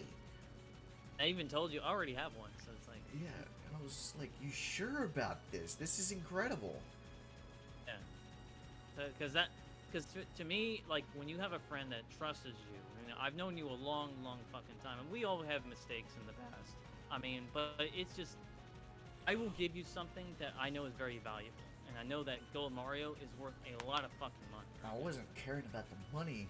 I was caring about No. the value behind it The with value, you. yeah. It was that No. that you were giving up something extremely rare to a friend. That was really cool. That was kind of like a give back to what I did with you with the PlayStation 4. Exactly. That was like that. You were so You know, surprised that what's we funny got is- you the PS4. You were like, "What Oh, the yeah. hell is this?" I thought for a second it was Chris's. I thought, okay, he brought it over or whatever, or you did. And then you're like, no, this is yours. And it's like, Yeah, we. you know, technically, it was a Chris had- last-minute buy because I was trying to get Chris to pitch in for it. He only pitched in like $100. It was no big deal. Mm. But I paid. remember. I technically paid for the whole thing. He gave me the $100, whatever, right? We were putting both of our names on it for you. I remember I actually bought a 3DS, the new 3DS, that same year. It was actually February, and I never would have thought I would get a PS4 around my birthday as well. I mean, Yeah. it was literally I want crazy, to like, do that shit again to where I have a job where I can literally afford to spend so much money on myself for fun that I still have money left over that I don't know what to do with. Especially after bills, right? I had Yeah, that. yeah, That's yeah. why I did that for you. I was like, Chris, I could get this entire PlayStation 4. I need you to pitch in for it so that way you claim that you paid for it too. And he was like, okay. And I'm like, what can you do? I want at least half paid for. And he goes, I can do $100. I'm like, all right, it's good enough. Let's do it. where'd y'all go? Best Buy or what? Best Buy, the best place to buy stuff just like that. Yeah, it was a great surprise. I remember, it was actually the same year. Like all of that happened the exact same year, 2015. And, That was 2015? 7 years ago. I thought it was Can you 2016. believe it? Yeah. So it's 2015. I remember I was playing Hyrule Warriors. Oh yeah, that just came out, didn't it? Yeah. You're And, showing it I was off. I was in awe with the game. It looked so cool, but I didn't want to get into it because, well, it looked like it was the same thing over and over again with every fight, right? Dynasty Warriors, So I yeah. just Yeah. watched. I just It's watched. better to watch those games because those games are very grindy. They're extremely grindy. So, Yeah, I enjoyed it because Ganondorf looked badass in that game. that's the best looking form of Ganon ever. Yeah. I know we're getting off track here. Yes. Outside of Pokemon. Yes, but it's a relevant thing to talk about due to just to let everybody know, I have come up with a podcast name that these guys won't know what it is. Suzaku is going to be there, and so is someone else. He's going by the name of Scruffy. He doesn't want to use his real name. I don't know if he cares to use his real name or not, but Scruffy is the name he said that he wants to use. So I was like, okay, that works, whatever. But neither of these two guys know what the name of the almost said it, of the podcast's name. And I'm not going to reveal it until we do our first podcast with that name. And that's just going to be a technical introduction of ourselves during that podcast, because we're going to have our own, I want to say 10 to 15 minutes each explaining each of us. And I'm going to reveal the name at the beginning, so that way you guys can be like, wait, why? And, Bit of a surprise, yep. yeah, and I want to see y'all's reaction. And thank God nobody has this or thought of it. And it was because of a song. That's the only hint I'll give. Yeah. And I don't know when we're going to do this. I wanted to take care of this podcast, Pokemon, first, Hey, honestly, before we started the other. Because our friend that's going to be a part of the other one, the podcast that I'm going to start, hopefully soon, he's a truck driver, and he doesn't know when his day is off. So we're going to do it around his. I can work around it, and Suzaku here can work around it too. I'm pretty, as for like my free time right now, I'm really free in the rest of the year until January. January I'm going to be super busy. So. We're going to try to come up with a day, fingers crossed that we can, to do at least 1 hour of each episode of the podcast. Because I don't want a podcast to be short. I want them to be long. I don't want you to be like, oh, this podcast was only 10 minutes long. Why? No, I want it to be long. You get to know us. You get to hear our voices. You get to know our personality. Yeah, you get to know who we are. I mean, like, I've listened to a few podcasts. All of them have been too short until I started listening to a podcast that I really like because it's hilarious, called Distractable. Speaking of which, have you seen any of their stuff yet? So a few of them. Yeah. Okay. I kind of got a better understanding of what you mean. Yes, it's not exactly what we're going to be doing. We can do the point system like they do if we want. But I think it'd be whoever better to is do hosting it will do the idea. Like, let's say do a style that you do, that Yeah. you like to do, that's original and not. You can have some points like them, but do something that you think is original. Be like, oh, this is really cool. I want to check out this podcast. like, hold on. I have written down a list of things I want to do for a podcast. Hold on, I gotta find it. I don't know if you can hear me turning pages. I hear it. Where is it? You got pretty good microphone for me to hear it. Yeah, it's one of the best ones for a beginner. I have it somewhere. I don't know where it is. Fuck. What you've been saying about this podcast, it's a hosting podcast, right? Yes, it's whoever is hosting it gets to choose the theme or what they want to talk about. For me, I am doing just this one for me and him as the Pokemon podcast because the other guy doesn't do Pokemon like we do. I like to be spoil free from first trailer and onward. And Scruffy doesn't care for Pokemon. And Suzaku here, he likes to watch the trailers here and there. He's been spoiled free for this one, surprisingly. I have not been, I have, for the first time, because I've been focusing on other titles, because at least in the past years I would be like, focus on one project, but now I got multiple projects I'm working on. Specifically another free-to-play game we'll be talking about later on. God of War, right? Oh, no, I'm talking about free-to-play. God of War's not free. Oh, you said, I'm sorry, I was thinking free roaming. You're talking about Genshin Impact. That is actually one of the things on the list of what I want to talk about in the podcast. And I'm trying to get Scruffy to be a little bit more into it so that way he understands what we're talking about. Yep. Especially story-wise, because I'm about to get back into it after Pokemon comes out. I'm going to re-download the game, play some more of the story, see where it's at. Fingers crossed that there's a lot. There's lot a lot more added. story. There is a lot added. Like the new Sumeru region is the longest arc conquest in the entire game right now. Oh, nice. And I'm gonna. I have other other ideas that aren't just games. Like I was thinking, I don't know, board games. We all liked board games. I guess just still to this day want to play Dungeons and Dragons and Monopoly with people, but it's really hard to because I want the physical experience, not the digital. So Okay. that's like really good. Like Genshin Impact's one of them. Maybe we could talk about the Mario movie at one point because I have a lot of interesting things to talk about. I have a lot to say about it too.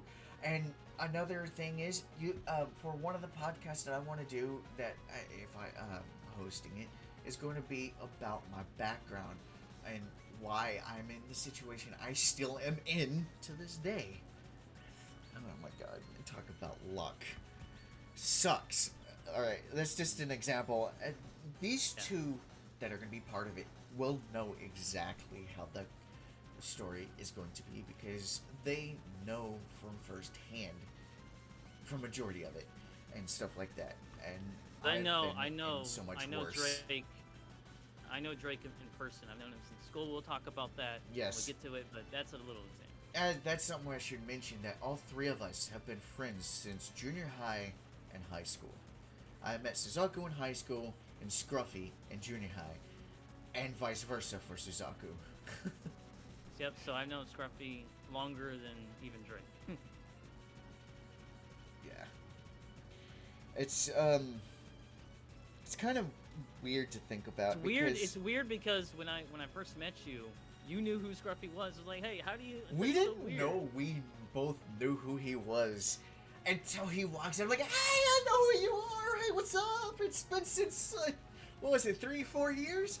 Because I ended up leaving the junior high at 6th grade to another junior high in 7th grade, and that's when we met. Was in junior high, and we didn't meet again until about 10th grade. That was mind blowing, and that's when we met. Was in 10th grade. It's like everything kind of like came around, you know. Yeah. It's weird. And but just yeah, well, so fun to see that happen, play in my head again. Oh, that was such a day. God, all three of us had a blast with each other that day. He comes in with his Xbox 360. I'm chilling out on your bed watching you play, what was it, Kingdom Hearts or Final Fantasy? I don't know.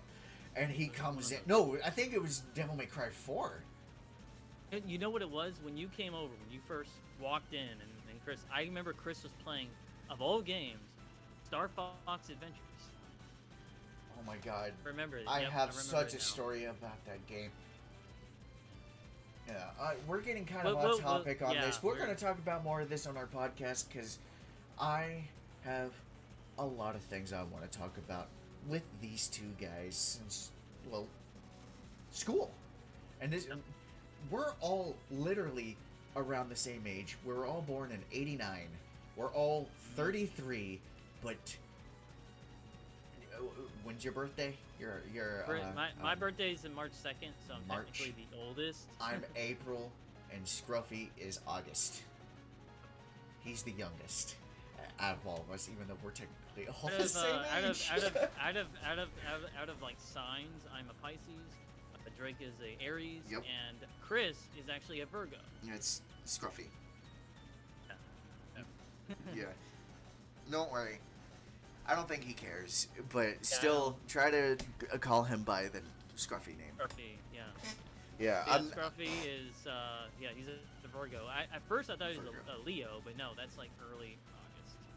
My brother's a Leo. So. Yeah, I'm looking forward to the future of more podcasts. And I am really looking forward to it. I'm right now designing everything on my iPad. I'm first sketching it out on my little this that you're hearing, little notepad. I'm coming up with ideas of what we can use for a logo. I don't think it's going to be a logo. I think it's just going to be the initials. And an intro I tried making, but because I'm making it based off of a song, I tried singing it. I am so bad at singing. I gave up on it. So I'm going to try to get somebody else to do it. I didn't know that I was that bad at singing. I knew it was bad, but not that bad. I think oh like my other god, podcasts, it was terrible. other podcasts, like if Chris wanted to, if Scruffy wanted to actually talk about Star Wars or whatever like that. Yes, actually, that's something I want to talk about too. He knows more knowledge on the books because he was listening to the books. I am the movie or show guy because I'm watching Andor as it's still going. I think right now. I would like to check, but my web browser is frozen. Or he could talk about like Elden Ring because I know he's been playing that. I actually don't remember if he actually bought the game. See, he's been talking about it to me about like he's been doing okay. mods and stuff like that. Okay, so he's been playing it. I did not know that. I guess I guess I want to add that just recently, I know I could have told you about this, but I actually recently got into Dark Souls. I actually did my first playthrough of Dark Souls on my game.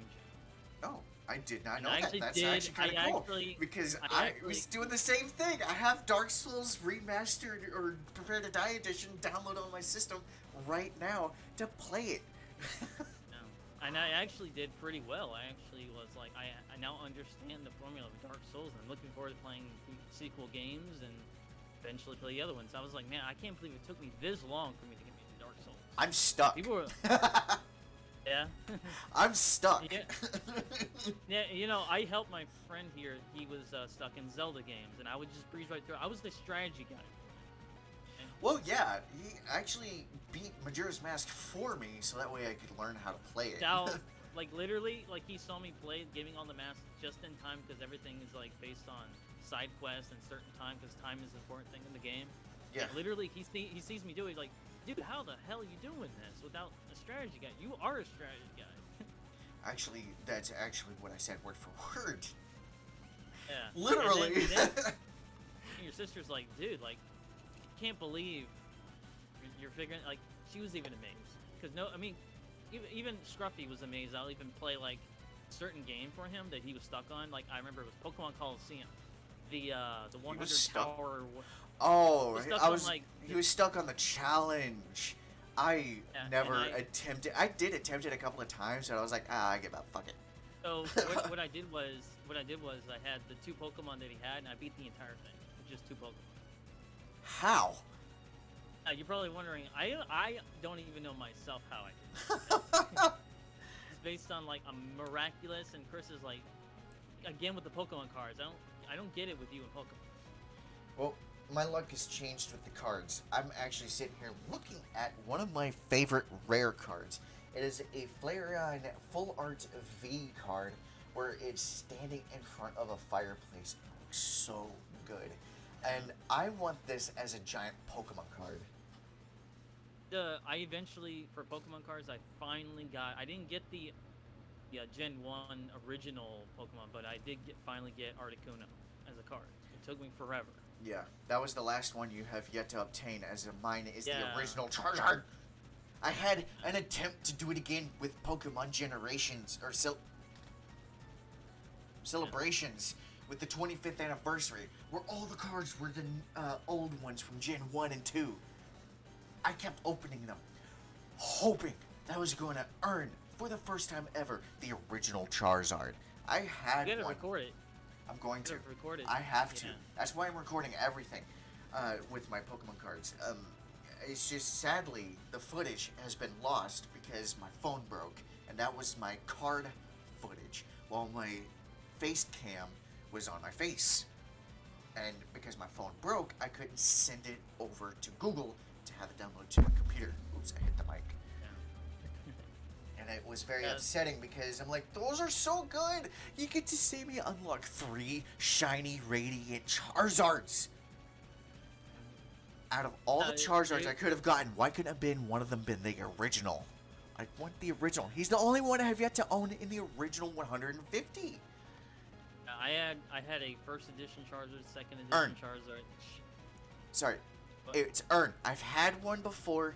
He was traded to me because they were like, oh, since you have never had it. I'm like, no. Let me rephrase that. Earn. I have to earn it. I didn't trade for it. I mean, I traded for one, and I didn't feel like I earned it. I have to earn it. Yeah. You I gotta, traded you gotta back for the unbox exact it. same cards. Yeah. I remember I told you I had like all these like first edition cards, but a lot of people won't believe me until I show up. But I lost my I did the most stupidest thing I've ever done in my life on Pokemon cards. Something that I always look back as the biggest thing I regret. You I sold got them. rid of them. That's because I was an idiot.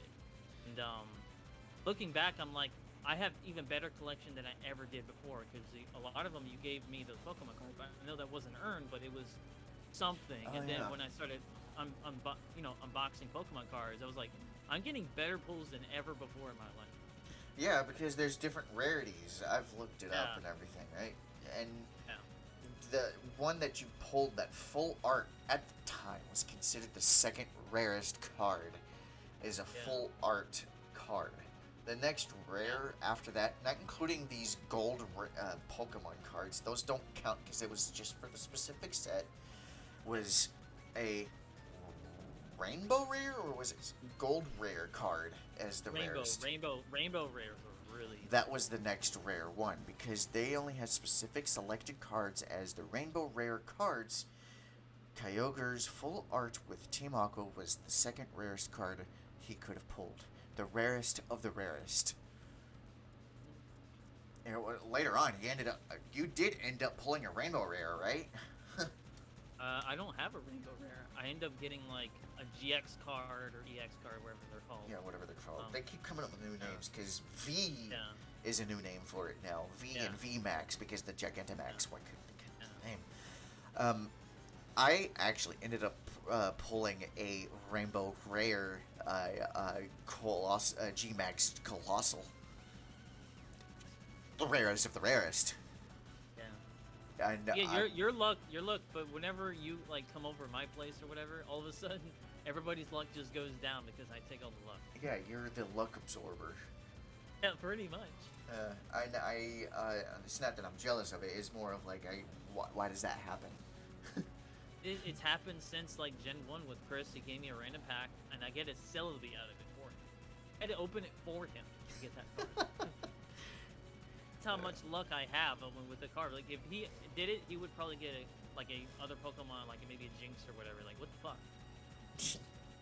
Yeah. Yeah, and I open it, and I end up getting like a Mewtwo for him. This hell, is one funny of my birthdays. because sitting here right in front of me, outside of this Flareon card, I have 3 mythical legendary Pokemon sitting in front of me, and one of them is a duplicate of 3. As Zarude, you know who he is, right? He's that monkey Pokemon, right? Yes, that grass monkey. That mythical legendary Pokemon. I have 3 of him, 3 different cards of the exact same card. One is half full, one is regular, and one is full art. Zarude V is an example. I mean, like, yeah, they all have different attacks. No, they don't. They all have the same attack. What the fuck?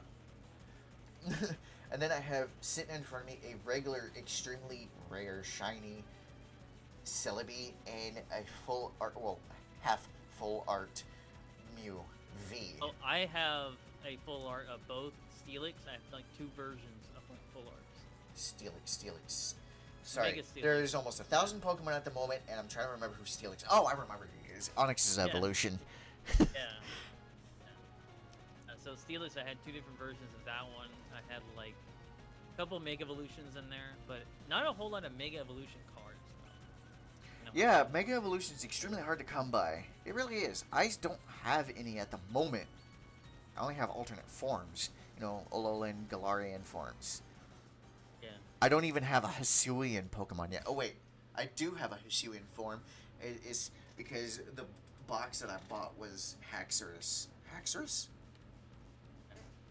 Not Haxorus. I actually, Scyther's second evolution. I'd like to see your like collection. I don't What's know his if you. name? Sorry, there's so many Pokemon. He's new too. I should know his name. He's actually my second favorite bug-looking Pokemon. Hold on, give me a second. I gotta grab the box. I can't remember his name. Is that Volt? It's Cleavor. Is it? Cleavor. Or, oh. I don't know why I forgot his name. That's the thing, when you have nearly 1,000 Pokemon, you actually gotta think on their names. Yeah. I mean, it's we remember the earlier gens, but when you go later in the gens, it's like, oh wait, what's her name again? Yeah. I mean, it happens. I mean, not 151 Pokemon with a line. Now we're getting near the thousands. Fingers crossed that we hit 1,000. I want to have 1,000 Pokemon, so that way I could say, "Oh, I have 100 Pokemon. I'm a 10th way there." Yeah.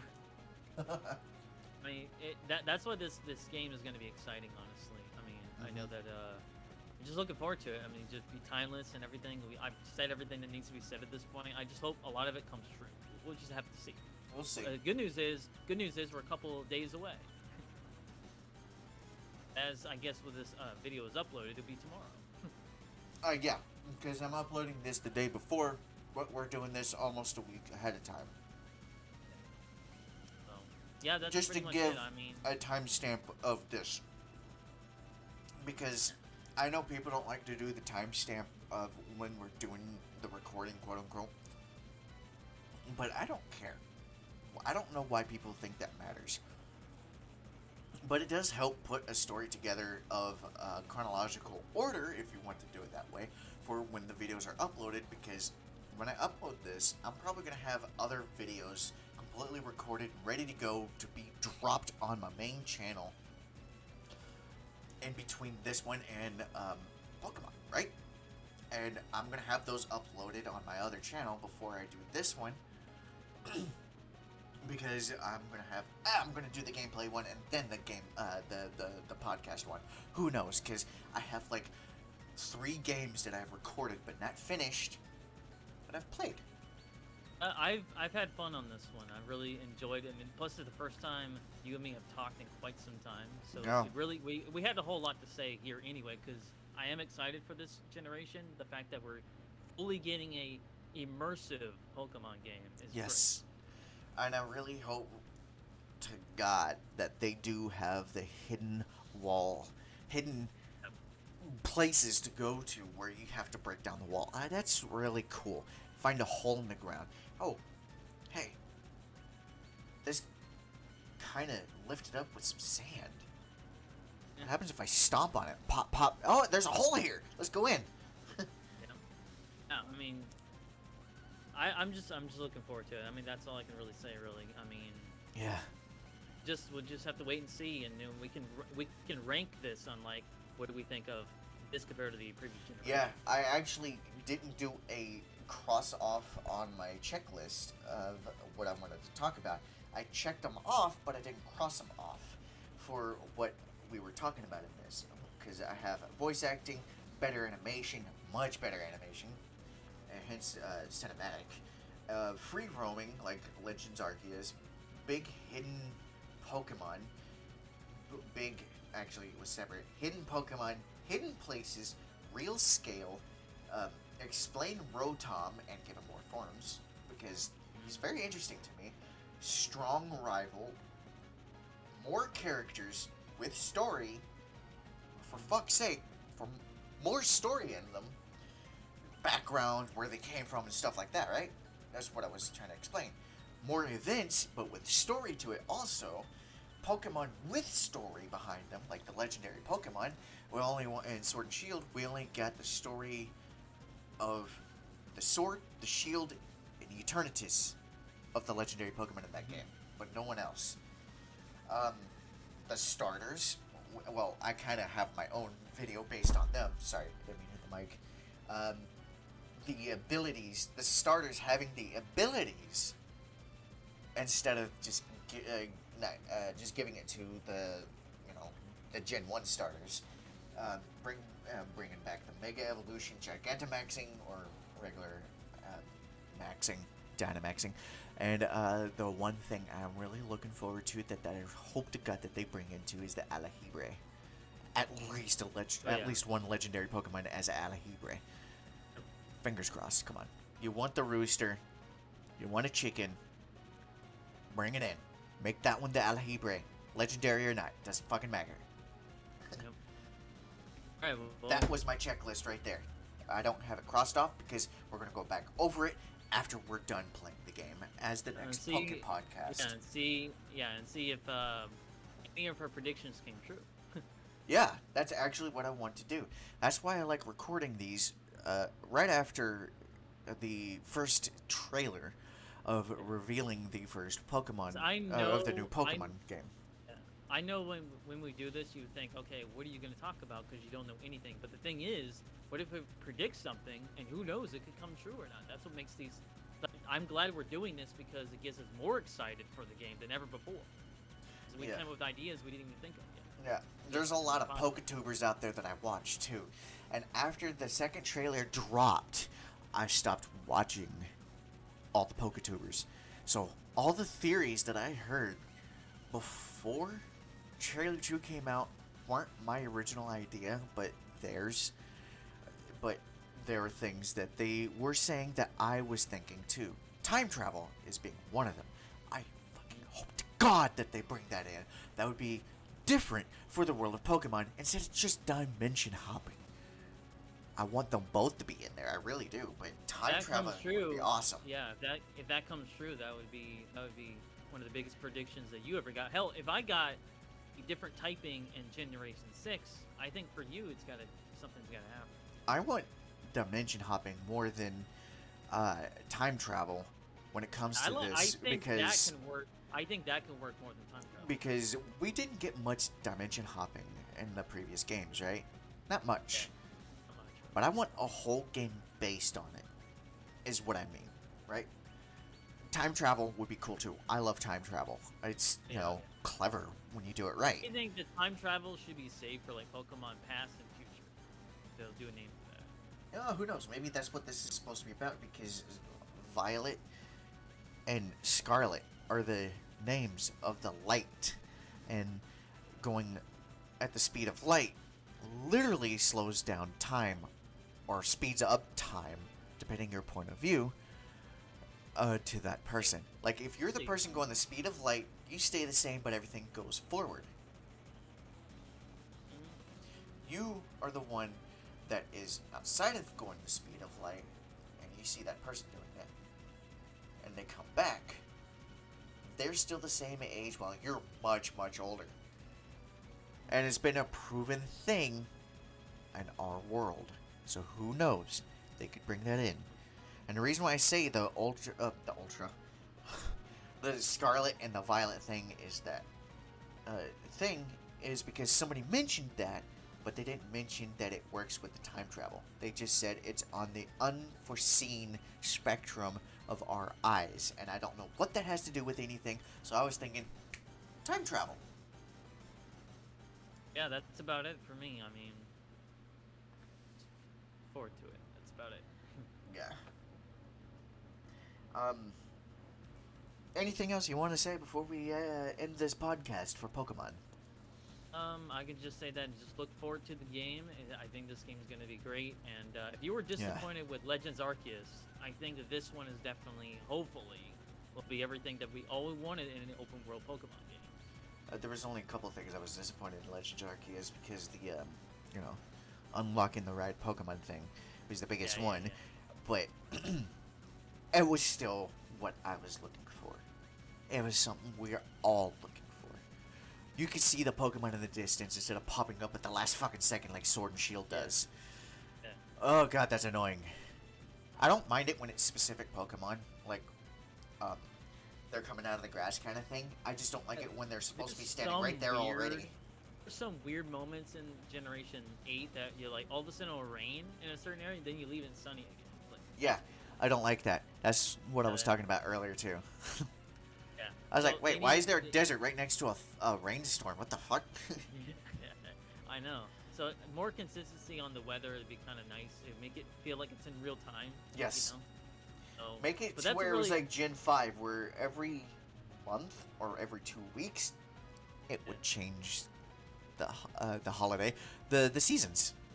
yeah, And there's yeah. only 4 seasons. I mean, like, it shouldn't be that hard. Yeah.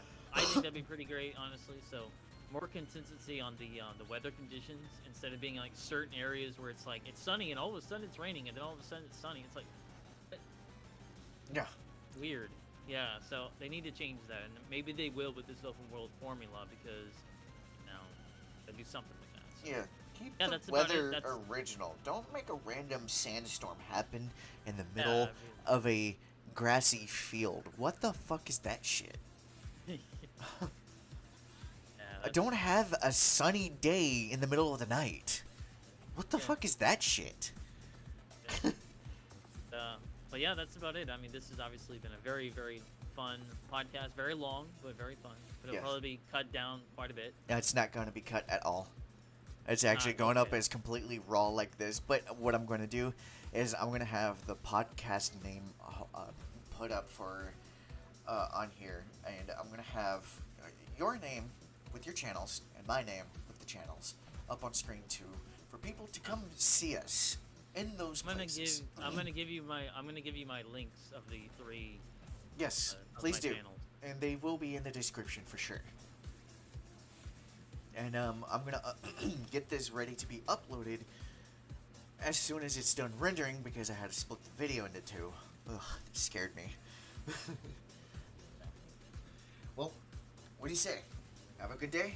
What is your usual outro that you Well, do? I usually say that for my Oppifu content, but I usually just say like, well, I'll see you guys later. Peace. Ah, nice. That's a good one. Or for my Pokemon one is I'll see you guys out in the fields.